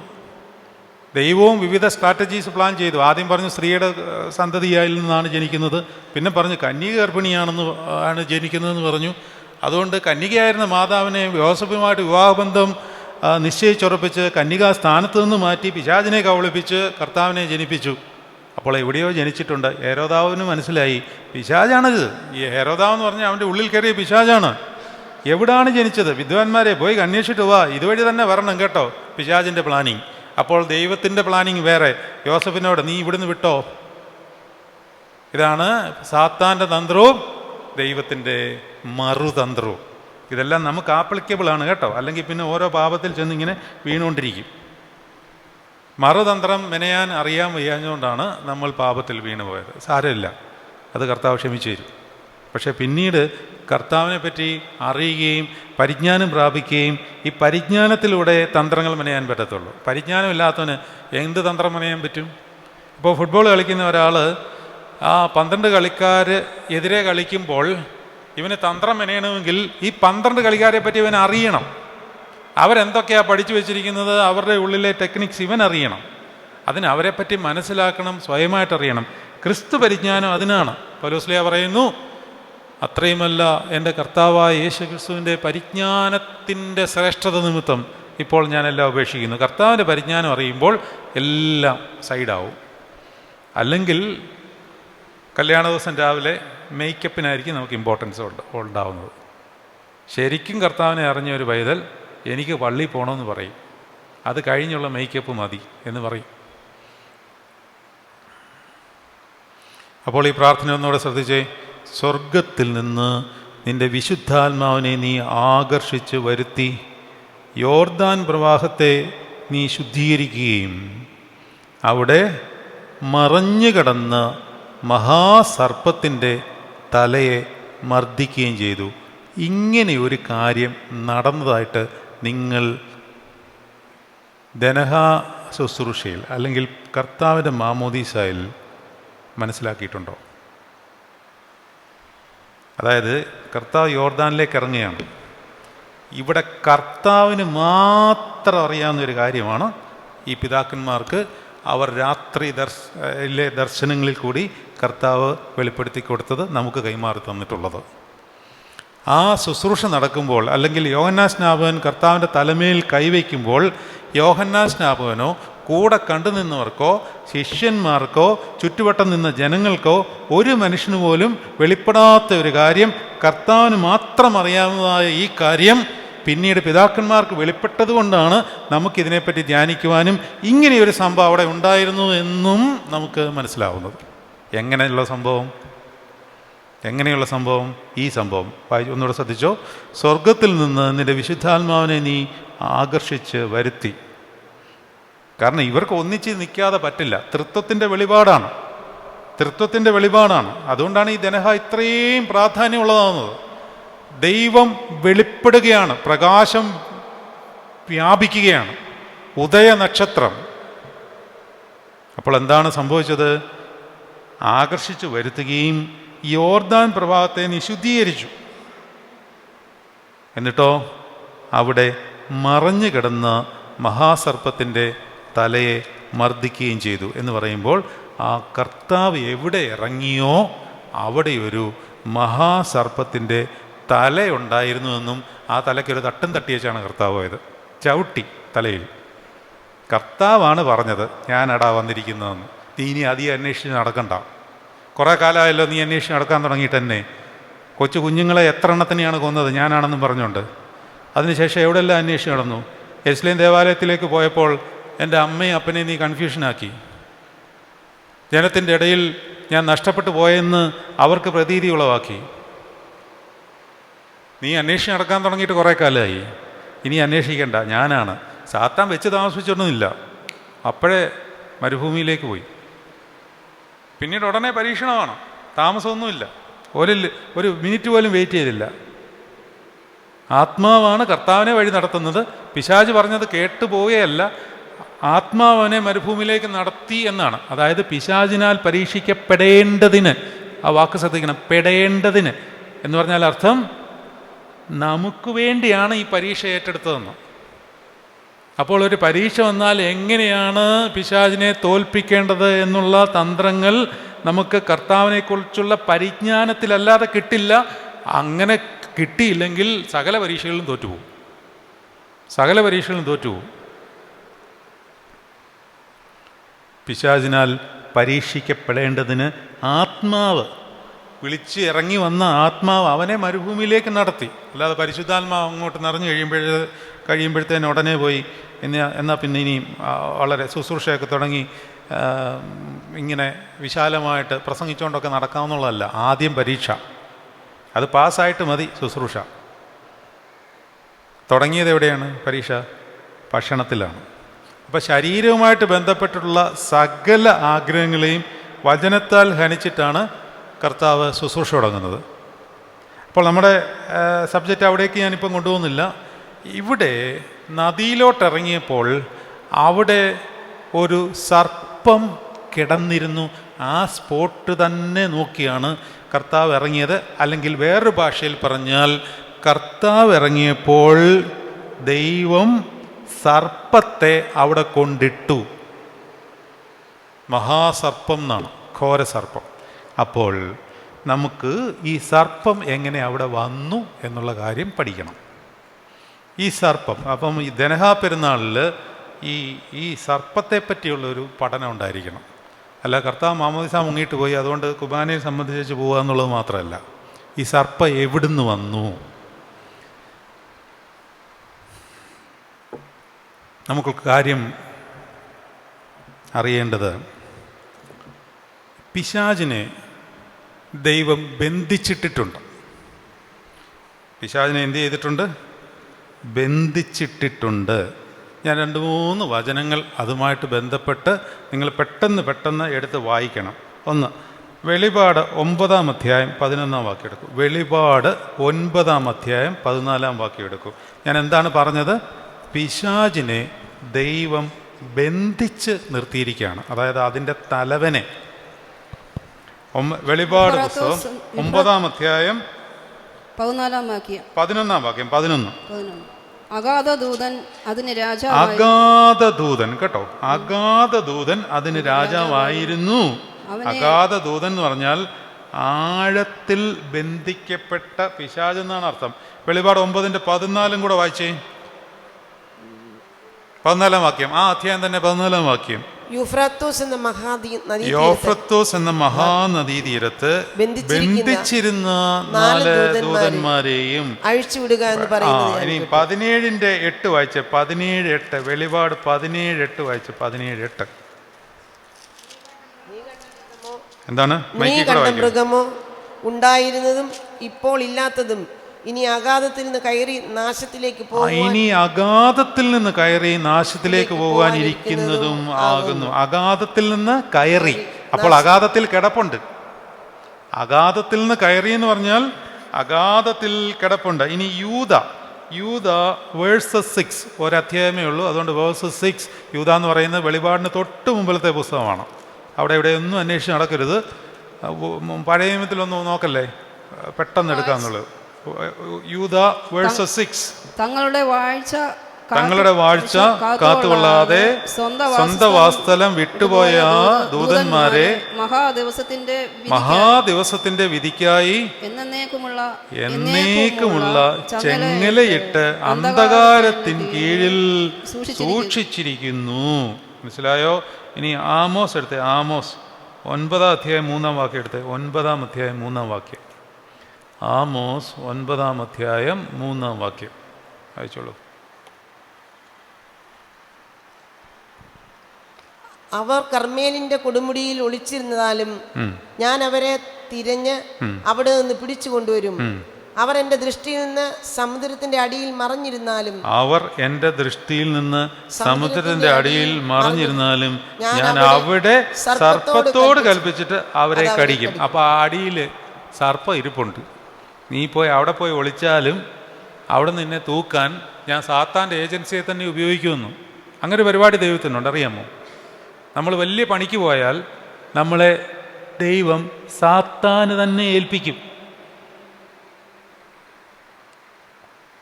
1 കൊരിന്ത്യർ 5.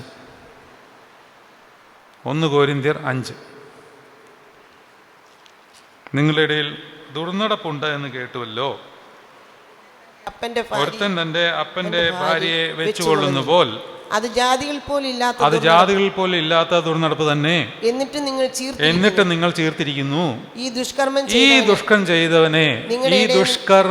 ചെയ്തവനെ, അതായത് ഈ ദുർനടപ്പ് കാണിച്ചവനെ എന്ത് ചെയ്യണമെന്നാണ് പൗലോസ്ലീഹ പഠിപ്പിക്കുന്നത്. അപ്പോൾ പൗലോസ്ലീഹ സ്ഥലത്തില്ല, കോരിന്ത്യരിൽ ആ സമയത്തില്ല. അതുകൊണ്ട് പൗലോസ്ലീഹ പറയുകയാണ് 3-ാം വാക്യം, ഞാനോ ശരീരം കൊണ്ട് ദൂരസ്ഥനെങ്കിലും ആത്മാവ് കൊണ്ട് കൂടെയുള്ളവനായി നിങ്ങളുടെ മധ്യേ ഇരിക്കുന്നവനായി. അപ്പോൾ ഇങ്ങനെ ഒരു പരിപാടി ഉണ്ട് കേട്ടോ, അത് അതിൽ നിന്ന് മനസ്സിലാക്കണം. ഇങ്ങനെയാണ് നമ്മൾ റീഡിങ് ബിറ്റ്വീൻ ലൈൻസ്, അല്ലെ ഇൻ ദ ലൈൻസ് എന്ന് പറയുന്നത്. ഇവിടെ ഇരുന്ന് നമുക്ക് ദൂരെ ഇരിക്കുന്ന ഒരാളുമായി ആത്മാവിൽ ബന്ധപ്പെടാൻ പറ്റും. പൗലോസ്ലീഹ പഠിപ്പിച്ചിരിക്കുകയാണ്, ഞാനോ ശരീരം കൊണ്ട് ദൂരസ്ഥനെങ്കിലും ആത്മാവ് കൊണ്ട് നിങ്ങളുടെ കൂടെയുള്ളവനായി ഞാനും, അതായത് എൻ്റെ ആത്മാവും നിങ്ങളും നമ്മുടെ കർത്താവായ യേശു ക്രിസ്തുവിൻ്റെ ശക്തിയോടെ ഒരുമിച്ച് കൂടിയിട്ട്. അപ്പോൾ അവരോട് പറയാണ്, ഒരു സിന്നഡ് കൂട്, നിങ്ങളൊരു മീറ്റിംഗ് കൂട്.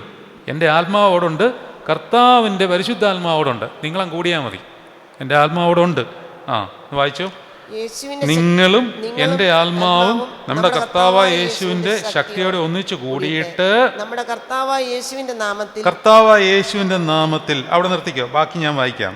ഇനിയും 5-ാം വാക്യം പെട്ടെന്ന് വായിക്കരുത്. ആത്മാവ് കർത്താവായ യേശുവിൻ്റെ നാളിൽ രക്ഷിക്കപ്പെടേണ്ടതിന് ജഡസംഹാരത്തിനായി സാത്താനെ ഏൽപ്പിക്കണം എന്ന് വിധിച്ചിരിക്കുന്നു. അപ്പോൾ നിങ്ങൾ ഒന്നിച്ചു കൂടിയിട്ട് ഈ വിധി പ്രഖ്യാപിക്കണം, സാത്താനെ അവനെ ഏൽപ്പിച്ചു കൊടുക്കുക. അതെന്നാ പരിപാടിയാണ്? ഇങ്ങനത്തെ പരിപാടിയുണ്ട്.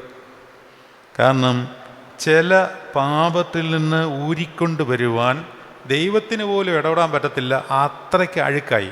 അപ്പോൾ അതിനകത്തോട്ട് ദൈവത്തിന് കൈയിടാൻ പറ്റില്ല. അതുകൊണ്ട് ആ പരിപാടി സാത്താനെ ഏൽപ്പിക്കും. അതുകൊണ്ടാണ് ദൈവം സകലതും തൻ്റെ ഉദ്ദേശത്തിനായി ഉണ്ടാക്കിയിരിക്കുന്നു, അനർത്ഥ ദിവസത്തിനായി ദുഷ്ടനെയും കൂടെ. അപ്പം ദുഷ്ടനെ പോലും ദൈവം ഉപയോഗിക്കും. നമ്മൾ ചെയ്യുന്ന എല്ലാ കാര്യവും ദൈവം മുതലാക്കും. പക്ഷേ അതായത് നമ്മളൊരു സാഹചര്യത്തിൽപ്പെട്ട് തിന്മ ചെയ്തു കഴിഞ്ഞാൽ ആ തിന്മ കൊണ്ട് വേറൊരാൾക്ക് അതൊരു പഠന വിഷയമാവും, അല്ലെങ്കിൽ അതൊരു തിരുത്താനുള്ള മാർഗമാവും. നമുക്കും തിരുത്താനുള്ള മാർഗമാണ്. പക്ഷേ നമ്മൾ അതിൽ വീണ്ടും വീണ്ടും വീണുപോയിക്കൊണ്ടേയിരുന്നു കഴിഞ്ഞാൽ നമ്മളെ സാത്താനെ ഏൽപ്പിച്ചു കൊടുക്കും. എന്തിനാണ്? ആത്മാവ് കർത്താവായ യേശു ക്രിസ്തുവിൻ്റെ നാളിൽ രക്ഷിക്കപ്പെടേണ്ടതിനാണ്. അല്ലാതെ അത് നശിച്ചു പോകാനല്ല. നമ്മൾ അതിൽ കൂടി പഠിച്ച് നമ്മൾ തിരിഞ്ഞു വരണം. ഹൈന്ദവശാസ്ത്രത്തിൽ അങ്ങനെയാണ് അവർ പഠിപ്പിക്കുന്നത് കേട്ടോ. ഹൈന്ദവശാസ്ത്രമനുസരിച്ച് അവർക്ക് പുനർജന്മമാണ്. പുനർജന്മം, വീണ്ടും ജനിക്കുകയാണ്. അതായത് ഈ ജീവിതത്തിൽ പാപികളായി അധർമ്മം ചെയ്ത് ജീവിച്ചാൽ അടുത്ത ജന്മത്തിൽ ഇതിലും ഭീകരമായ ജീവിതമാണ് ഉണ്ടാകുന്നത്.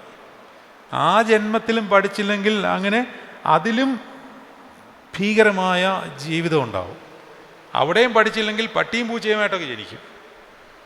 അങ്ങനെയാണ് അവർ പഠിപ്പിക്കുന്നത്. അങ്ങനെ ഒരു ലെവല് കഴിയുമ്പോൾ നമുക്കിത് സഹിക്കാൻ പറ്റാതാവും. അപ്പോൾ നമ്മൾ തിരിഞ്ഞ് സൃഷ്ടാവിലേക്ക് വരും. അതാണ് അവരുടെ ശാസ്ത്രം. അല്ലാതെ നിങ്ങളത് തീരെ ഒരു ഗൗരവമില്ലാത്ത കാര്യമായിട്ട് കാണരുത്. അതൊരു ഒരു വേദശാസ്ത്രമാണ് അവരുടെ. ഇത് തന്നെയാണ്, മറ്റൊരു രീതിയിലാണെന്നുള്ളതേ ഉള്ളൂ. നമ്മളുടെ വിശ്വാസത്തിലും നമ്മൾ വാങ്ങിപ്പോയി കഴിഞ്ഞ് നമ്മളെ ശുദ്ധീകരിച്ചെടുക്കേണ്ടതുണ്ട്. അതിനാണ് നമ്മൾ വാങ്ങിപ്പോയവർക്ക് വേണ്ടി പ്രാർത്ഥിക്കുന്നത്. ആ ശുദ്ധീകരണം പൂർത്തിയാക്കുന്നത് വരെ കർത്താവിൻ്റെ രണ്ടാമത്തെ വരവ് നീളുകയാണ്. അപ്പോൾ ഇവിടെ പറയുന്നത് അഗാധത്തിൽ, സമുദ്രത്തിൽ, ആഴത്തിൽ സർപ്പത്തോട് കൽപ്പിച്ചിരിക്കുന്നു. ഇനി മത്തായിയുടെ സുവിശേഷം 8-ാം അധ്യായം 28 മുതൽ ഉള്ള ഒരു സംഭവം കൂടെ വായിച്ചിട്ട് നമുക്ക് ഈ ഭാഗത്തിൻ്റെ മർമ്മത്തിലേക്ക് പ്രവേശിക്കാം. മത്തായിയുടെ സുവിശേഷം 8-ാം അധ്യായം 28-ാം വാക്യത്തിൽ കർത്താവ് അശുദ്ധാത്മാവിൻ്റെ ഭീകര ബന്ധനത്തിൽ കിടന്ന ഗദേരന ദേശത്തുള്ള ഒരു മനുഷ്യനെ സൗഖ്യമാക്കുന്ന ഒരു കാര്യമുണ്ട്. വായിച്ചോളൂ. അവൻ അക്കരെ ഗദരദേശത്ത് എത്തിയാറെ 2 ഭൂതഗ്രസ്തർ ശവക്കല്ലറകളിൽ നിന്ന് പുറപ്പെട്ട്, മൈക്കൊന്ന് ചേർത്ത് വെച്ചല്ല ശബ്ദം കിട്ടത്തുള്ളൂ. ശവക്കല്ലറകളിൽ നിന്ന് പുറപ്പെട്ട് അവനെ എതിരെ വന്നു. അവർ അത്യുഗ്രന്മാരായിരുന്നതുകൊണ്ട് ആർക്കും ആ വഴി നടന്നുകൂടാഞ്ഞു. അവർ നിലവിളിച്ചു, ദൈവപുത്ര, ഞങ്ങൾക്കും നിനക്കും തമ്മിൽ എന്ത്? സമയത്തിന് മുമ്പേ ഞങ്ങളെ ദണ്ഡിപ്പിപ്പാൻ ഇവിടെ വന്നുവോ എന്ന് പറഞ്ഞു. അവർക്കകലെ ഒരു വലിയ പന്നിക്കൂട്ടം മേഞ്ഞുകൊണ്ടിരുന്നു. ഭൂതങ്ങൾ അവനോട്, ഞങ്ങളെ പുറത്താക്കുന്നുവെങ്കിൽ പന്നിക്കൂട്ടത്തിലേക്ക് അയക്കണമെന്ന് അപേക്ഷിച്ചു. അതായത് ഭൂതത്തിൻ്റെ ആഗ്രഹം പന്നിക്കൂട്ടത്തിലേക്ക് കയറുക എന്നുള്ളതല്ല. അത് നിങ്ങൾ മനസ്സിലാക്കിക്കൊള്ളണം. പന്നിക്കൂട്ടത്തിലേക്ക് അയക്കണമെന്ന് ഭൂതങ്ങൾ ആവശ്യപ്പെടുവാനുള്ള കാരണം ഇവൻ്റെ ഉള്ളിൽ കയറിയിട്ട് വേണം ഇതെല്ലാം കൂടെ കടലിൻ്റെ കടുന്തൂക്കിലേക്ക്, ആഴത്തിലേക്ക് ചാടി വീഴുവാൻ. അവിടെ ബന്ധനമാണ്, വേറെ നിവർത്തിയില്ല. കാര്യം കൽപ്പിച്ചിരിക്കുന്നത് കർത്താവാണ്. അവർക്ക് വേറെ ഓപ്ഷനില്ല. ആ ഓപ്ഷൻ കർത്താവ് അനുവദിച്ചു കൊടുക്കുകയാണ്. അനുവദിച്ചു കൊടുക്കുന്നതിൻ്റെ കാര്യം എന്താണ്? അങ്ങനെ അനുവദിച്ചു കൊടുത്താലും ബന്ധനത്തിലാണ്, ആഴത്തിൽ ഇവനെ ബന്ധിച്ചിട്ടിരിക്കുകയാണ്. വായിച്ചോളൂ. അപ്പോൾ കർത്താവ് പറഞ്ഞു, പൊയ്ക്കൊള്ളാൻ പറഞ്ഞു. അവർ പുറപ്പെട്ട് പന്നിക്കൂട്ടങ്ങളിലേക്ക് ചെന്നു. ആ കൂട്ടമെല്ലാം കടുംതൂക്കത്തോടെ കടലിലേക്ക് ചാടി പാഞ്ഞ് വെള്ളത്തിൽ മുങ്ങി ചത്തു. മേയ്ക്കുന്നവർ ഓടി പട്ടണത്തിൽ ചെന്ന് സകലവും ഭൂതഗ്രസ്തരുടെ വസ്തുതയെ അറിയിച്ചു. ഉടനെ പട്ടണമെല്ലാം പുറപ്പെട്ട് യേശുവിനെതിരെ ചെന്ന്. കണ്ടോ, ഒരു അത്ഭുതം നടത്തുമ്പോഴത്തേന്, ഒരു ശുശ്രൂഷ നടത്തുമ്പോഴത്തേന് ഉടനെ ബാക്കിയുള്ളതെല്ലാം കൂടെ യേശുവിൻ്റെ നേരെ അറ്റാക്ക്. അതാണ് നല്ല ഒരു ആത്മീയ ശുശ്രൂഷ ചെയ്ത് കഴിഞ്ഞാൽ നിങ്ങൾ വിചാരിച്ചോണം, നിങ്ങൾ വീട്ടിൽ ചെല്ലുമ്പോൾ നിങ്ങളുടെ ആത്മീയ ശുശ്രൂഷയെ തകർക്കുവാൻ തക്കവണ്ണമുള്ള ക്രമീകരണം പിശാച് ചെയ്തു വെച്ചേക്കും.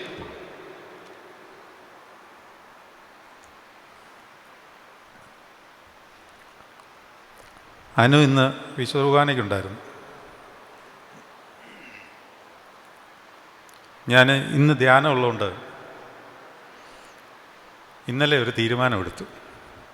വിശുദ്ധ കുർബാന കഴിഞ്ഞ് ധ്യാനം കഴിയുന്നവരെ ആരോടും മിണ്ടില്ല എന്ന്.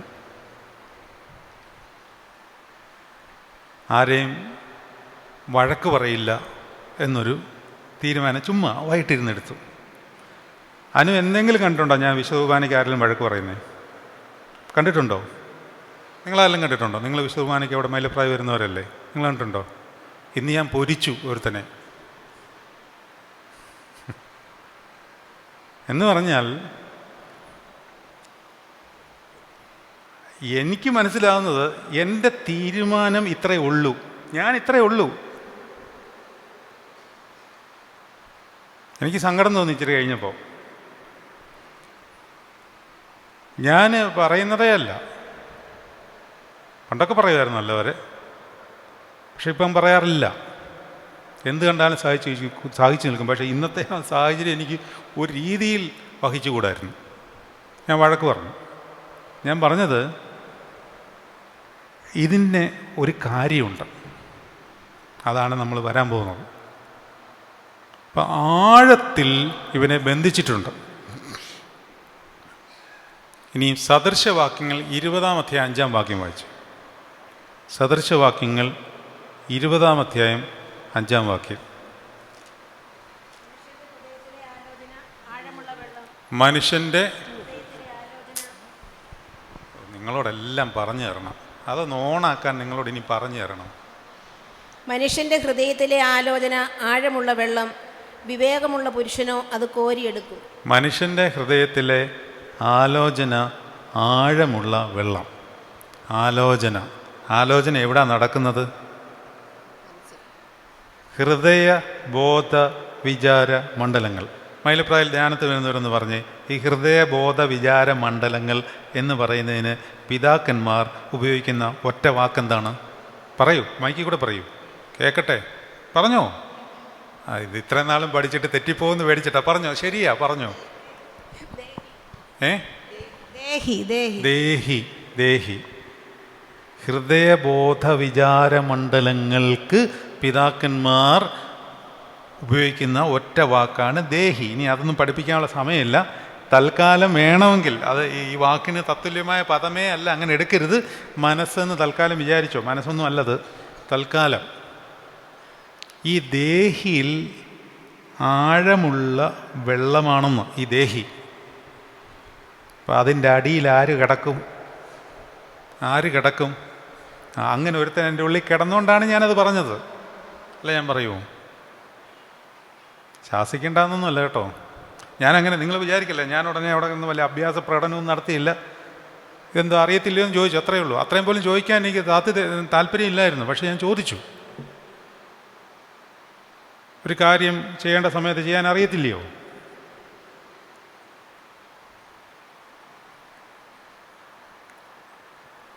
അപ്പം നമ്മുടെ എല്ലാം ഹൃദയത്തിൻ്റെ ആലോചനയുടെ ആഴത്തിൽ ഈ ഐറ്റം കിടപ്പുണ്ട്. ഏതൈറ്റം? പിശാച് കിടപ്പുണ്ട്. കർത്താവ് കാലെടുത്ത് യോർദാനിലേക്ക് അങ്ങോട്ട് വെച്ചിട്ട് അവൻ്റെ തലയ്ക്കൊരു തോണ്ട് കൊടുത്തു. ഞാൻ വന്നിട്ടുണ്ട്, ഇനി വലിയ കളി ഇറക്കണ്ടെന്ന് പറഞ്ഞു. ധനഹായുടെ ശുശ്രൂഷയിൽ സംബന്ധിക്കുമ്പോൾ ഈ ആലോചനയിന്മേൽ കർത്താവ് കാലെടുത്ത് വയ്ക്കണം. ഇനി ഇതെങ്ങനെയാണ് പിശാച് ഇവിടെ ഈ സമുദ്രത്തിൻ്റെ ആഴത്തിൽ വന്നത്? അതിനൊരു ആത്മീക സത്യം മറിഞ്ഞു കിടപ്പുണ്ട്. വേദപുസ്തകം ഉള്ളവർക്ക് എടുക്കാം, ഇല്ലാത്തവർ നാണിച്ചിരിക്കുക എന്ന് ഞാൻ പറയുന്നതിൽ എനിക്ക് സങ്കടമുണ്ട്. അവസാനത്തെ പേജ് എടുക്കുക, അവസാനത്തെ പേജ്. അവിടെ കനാൻ വിഭജനം, അല്ലെങ്കിൽ നിങ്ങൾ ഇങ്ങനൊരു പടം കാണാം. ഈ ഒരു പടം എൻ്റെ വേദോത്സവത്തിൽ ചില കളർഫുൾ ടെക്സ്റ്റൊക്കെയാണ്. നിങ്ങളുടെ വേദോത്സവത്തിൽ ബ്ലാക്ക് ആൻഡ് വൈറ്റ് ആയിരിക്കും. എന്തെങ്കിലും ആണെങ്കിലും അതെടുക്കുക. എടുത്തോ? നിങ്ങൾ എന്തൊക്കെ കാണുന്നു? ഉപ്പുകടൽ കണ്ടോ? ഉപ്പുകടൽ ഉള്ള ഡയഗ്രം എടുക്കുക. 2-3 എണ്ണം കാണും അതിനകത്ത്. ഉപ്പുകടൽ ഉള്ള ആ പടം എടുക്കുക. കണ്ടോ? അങ്ങനൊരു പടമുണ്ട്. എല്ലാ വേദോത്സവത്തിലും കാണാൻ സാധ്യതയുണ്ട്. ഞാനിവിടെ വേറൊന്ന് ഇരിപ്പുണ്ട്, നോക്കട്ടെ ഇതിനകത്തുണ്ടോയെന്ന്. ഉണ്ടല്ലോ. രണ്ട് ഈ ബ്ലാക്ക് ആൻഡ് വൈറ്റ് പടത്തിൽ രണ്ട് ഈ പടമാണ്. നിങ്ങൾക്ക് കാണാൻ സാധ്യതയില്ലായിരിക്കും. കണ്ടോ? അതായത് മധ്യധരണി കടൽ എന്നൊക്കെ അതിൻ്റെ പുതിയ നിയമകാലത്തെ പലസ്തീൻ നാട് എന്നാണ് അതിൻ്റെ ഒരു താഴത്തെ ഈ വേദോത്സവത്തിൽ ഹെഡിങ് എഴുതിയിരിക്കുന്നത്. പുതിയ നിയമകാലത്തെ പലസ്തീൻ നാട്. കണ്ടോ?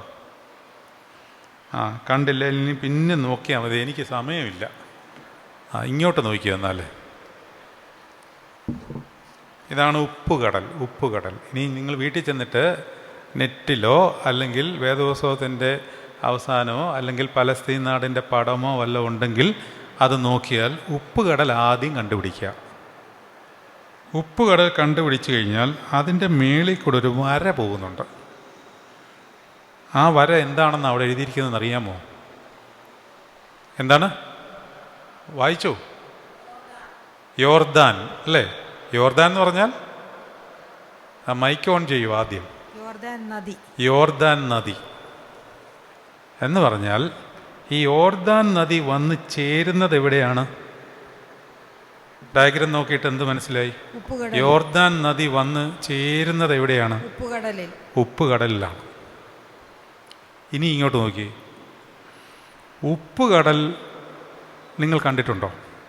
പോയിട്ടുണ്ടോ ആരെങ്കിലും? പലസ്തീൻ നാടുകളിൽ പോയാൽ നമുക്ക് ഉപ്പുകടൽ അഥവാ ചാവുകടൽ അഥവാ ഡെഡ് സീ എന്ന് പറയും. അവിടെ സാന്ദ്രത കൂടുതലാണ്. എന്തിൻ്റെ? ഉപ്പിൻ്റെ സാന്ദ്രത കൂടുതലാണ്. അപ്പോൾ ആ കടലിലോട്ട് ഇറങ്ങി നമ്മൾ മലന്ന് കിടന്നാൽ നമ്മൾ താണു പോയില്ല. എത്ര ദൂരെ പോയാലും താണു പോയില്ല. മലന്ന് തന്നെ കിടക്കാം, ഞാൻ കണ്ടിട്ടുണ്ട്. അവിടുത്തെ ചെളിയെല്ലാം പ്രത്യേക ഉപ്പ് രസമുള്ളതാണ്. അതൊക്കെ ദേഹത്തൊക്കെ വാരി ആൾക്കാർ തേക്കുകയൊക്കെ ചെയ്യും, വലിയ മരുന്നാണെന്നൊക്കെ പറയുന്നു. എന്തുമായിക്കോട്ടെ, ഈ ഉപ്പുകടൽ ചരിത്രപരമായി എങ്ങനെയാണ് ഉണ്ടായത് എന്നുള്ളതിനെപ്പറ്റി നിങ്ങൾക്ക് എന്തെങ്കിലും ധാരണയുണ്ടോ? അതായത് ഈ ഉപ്പുകടൽ ഈ ജോഗ്രഫിക്കൽ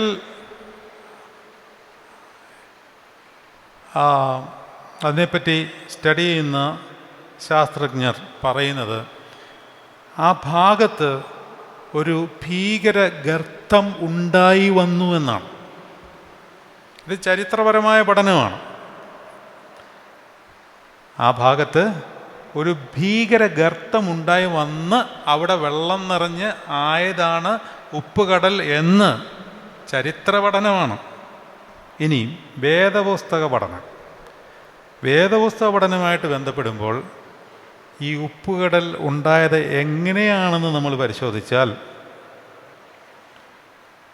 ലോത്തിൻ്റെ സമയത്ത് ആ ദേശത്ത്, ഏതായിരുന്നു ആ ദേശം? ലോത്ത് സമൃദ്ധ സുന്ദരമായ പച്ചപ്പുള്ള പ്രദേശം അബ്രഹാമിൽ നിന്ന് സ്വീകരിച്ചപ്പോൾ ആ പ്രദേശത്തിൻ്റെ പേരെന്തായിരുന്നു എന്നറിയാമോ? Sodom Gomorrah.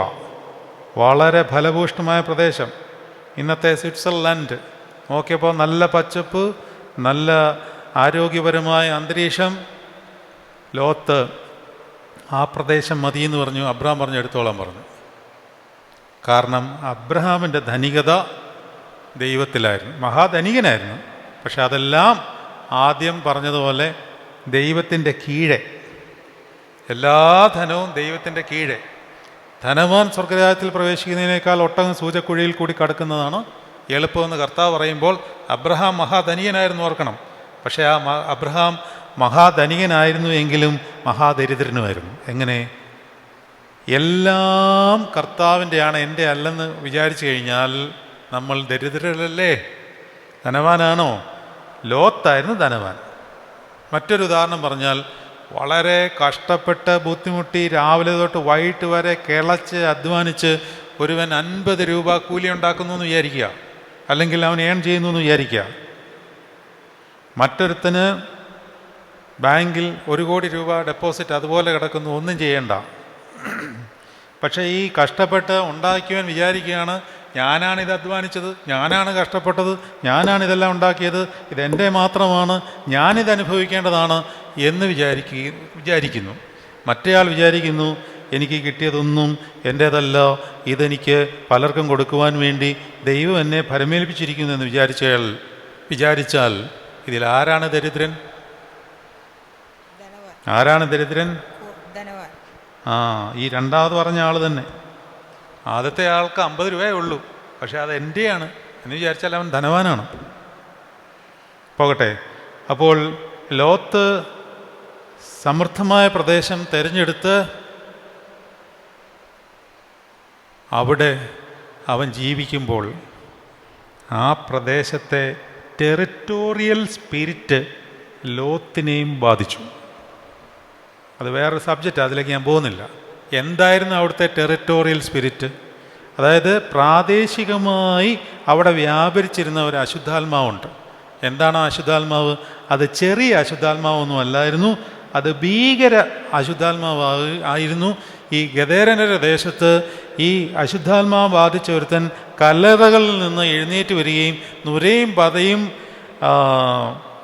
വെച്ച് ആ ദേശത്തുള്ള എല്ലാവരെയും ഉപദ്രവിച്ചതുപോലെ ഒരു ആത്മാവ് അവനിൽ പരിവർത്തിച്ചത് ഭീകരാത്മാവായതുകൊണ്ടാണ്. അതുപോലൊരു ഭീകര ആത്മാവ് സോദോം ഗോമോറ ദേശത്തുണ്ടായിരുന്നു. എന്തായിരുന്നു ആത്മാവ്? മറ്റൊന്നുമല്ല, ജഡീക ആസക്തിയുടെ വൈകൃതങ്ങൾ പേറിക്കൊണ്ട് നടക്കുന്ന ഒരു അശുദ്ധാത്മാവ് അവിടെ ഉണ്ടായിരുന്നു. അതായത് ഹോമോസെക്ഷുവാലിറ്റി അങ്ങേയറ്റം എന്ന് പറഞ്ഞു കഴിഞ്ഞാൽ ദൈവദൂതന്മാരെ പോലും വെറുതെ വിട്ടില്ല. ലോത്തിൻ്റെ വീട്ടിൽ 2-3 പേര് വന്നു.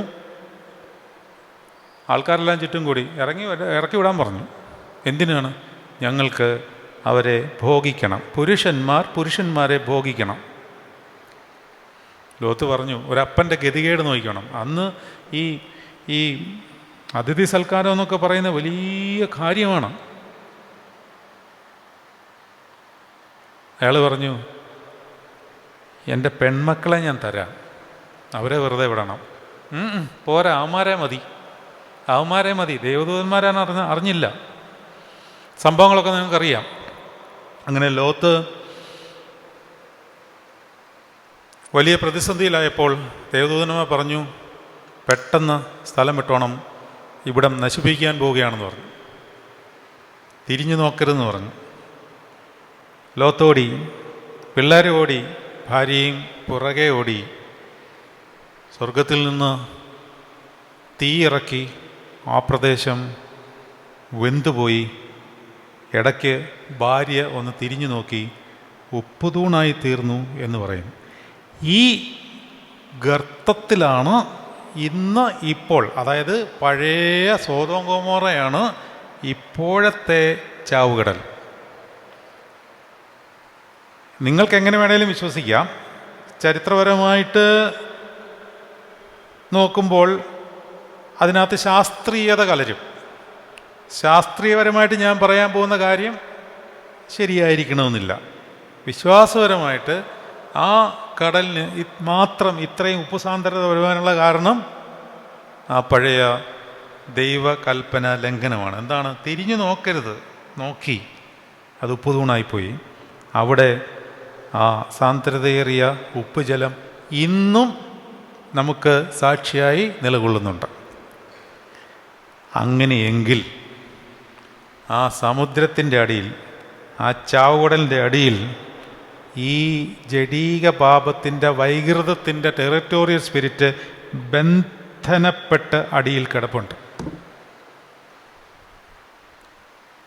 ഈ ചാവുകടലും യോർദാൻ നദിയുമായിട്ട് ബന്ധപ്പെട്ട് കിടക്കുകയാണ്.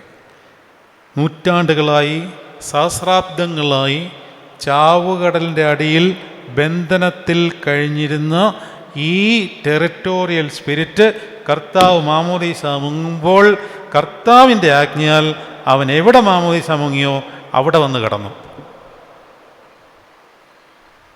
അവൻ്റെ തലയിൽ ഒരു തോണ്ടിയിട്ട് കർത്താവ് പറഞ്ഞു, നിന്റെ സമയം ആയി.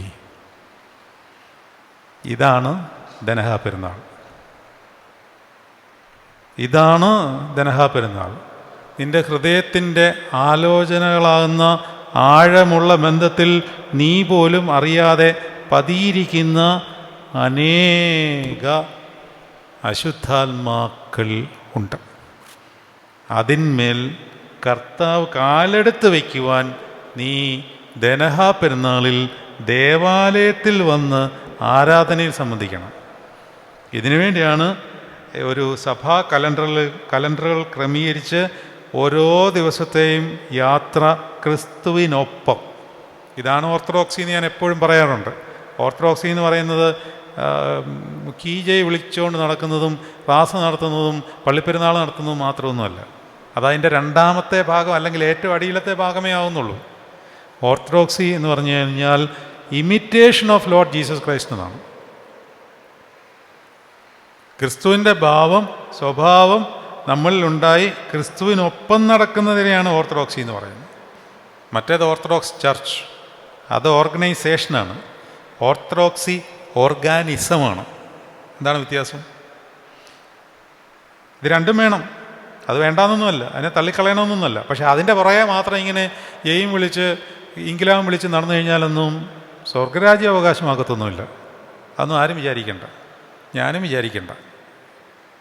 സ്വർഗരാജ്യ അവകാശമാക്കണോ, കർത്താവിൻ്റെ സന്തോഷം അറിയണോ, കർത്താവിൻ്റെ അടുത്ത് വന്നിരുന്ന് ദൈവിക രഹസ്യങ്ങളെ പറഞ്ഞു തരണമേ എന്ന് ധ്യാനിക്കണം. ഇപ്പോൾ ഇമാതിരി കാര്യങ്ങൾ കർത്താവ് പറഞ്ഞു തരുമ്പോൾ എൻ്റെ കർത്താവ് എൻ്റെ ഉള്ളിലും കിടപ്പുണ്ടല്ലോ ഒരെണ്ണം. അത് ഭീകരനാണോ, ചെറുതാണോ, വലുതാണോ എന്നൊക്കെയുള്ളത് കർത്താവ് കാണിച്ചു തരികയും അതിൻ്റെ മേൽ കാലെടുത്ത് വെക്കണമേ എന്ന് പ്രാർത്ഥിക്കുവാനുള്ള ദിവസമാണ് ദനഹ അല്ലെങ്കിൽ ദനഹോ.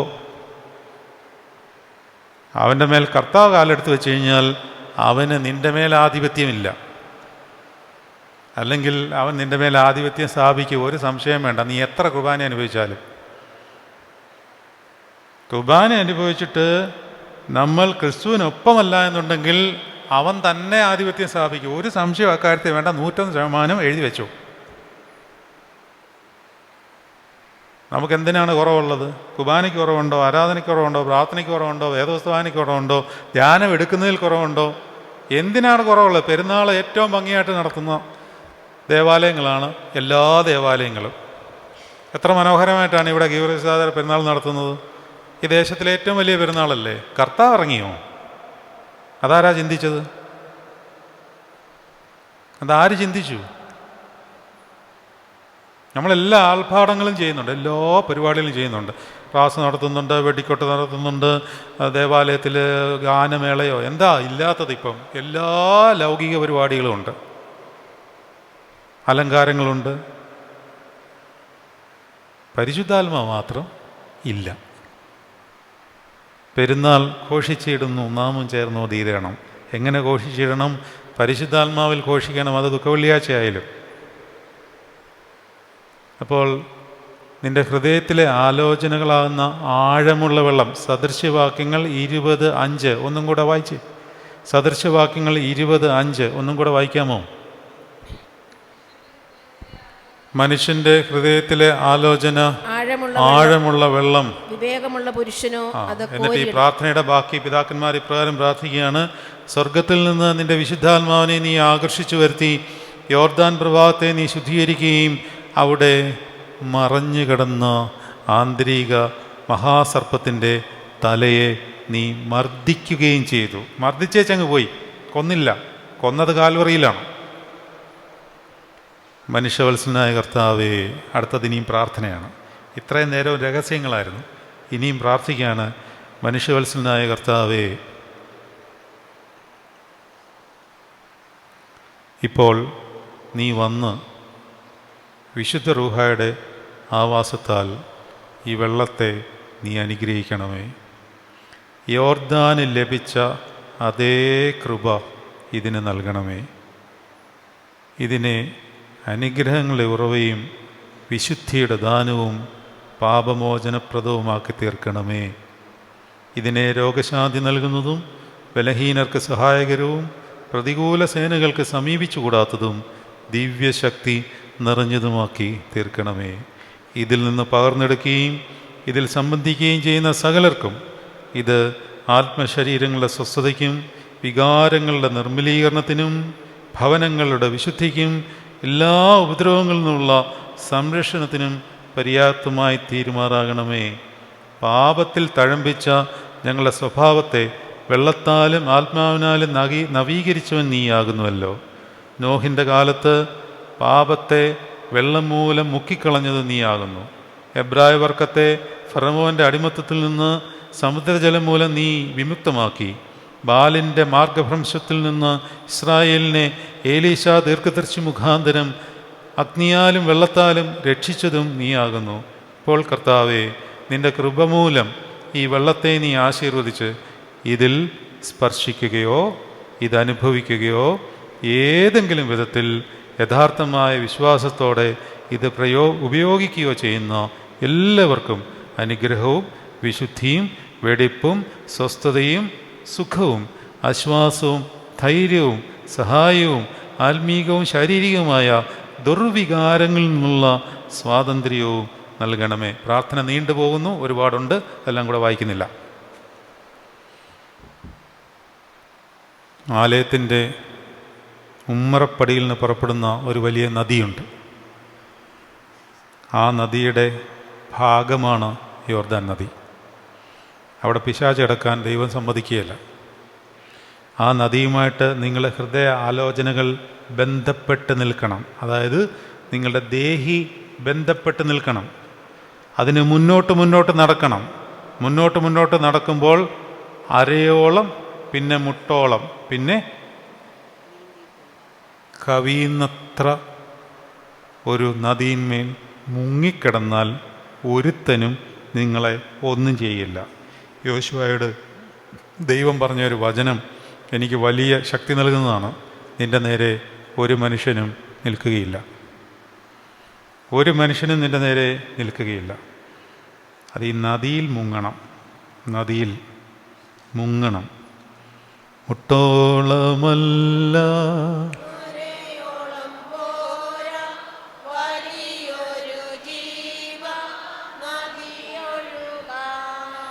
മുട്ടോളമല്ല അരയോളം പോര വലിയൊരു ജീവനദിയൊഴുകാൻ.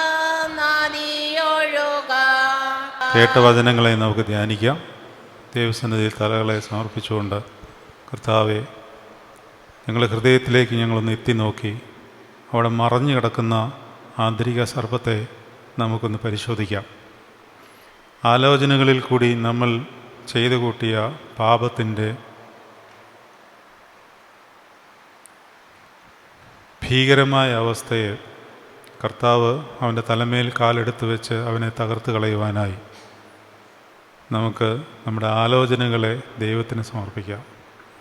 നമ്മളുടെ ആലോചനകളിലേക്ക് യെഹെസ്കേൽ കണ്ട ദർശനം പോലെ അവിടേക്ക് ഉമ്മരപ്പടിയിൽ നിന്ന് ഒഴുകി വരുന്ന നദി നിറഞ്ഞ് കവിഞ്ഞൊഴുകുമാറാകട്ടെ. ഞങ്ങളുടെ ആലോചനകൾ ശുദ്ധീകരിക്കപ്പെടുവാൻ ഈ ധനഹാ പെരുന്നാൾ സംഗതിയാകുമാറാകട്ടെ. കർത്താവെ, നിൻ്റെ സന്നിധിയിലെ സന്തോഷത്തിനും പരിപാലനത്തിനും സൗഖ്യത്തിനുമായി അടുത്തു വന്നിരിക്കുന്ന ഈ ജനത്തെയും നിൻ്റെ പരിശുദ്ധാത്മാവിൻ്റെ ഇഷ്ടത്താലും പിതാവിൻ്റെ ജ്ഞാനത്താലും നിൻ്റെ പരിജ്ഞാനം കൊണ്ട് അവരെ നിറച്ചു കൊള്ളണമേ.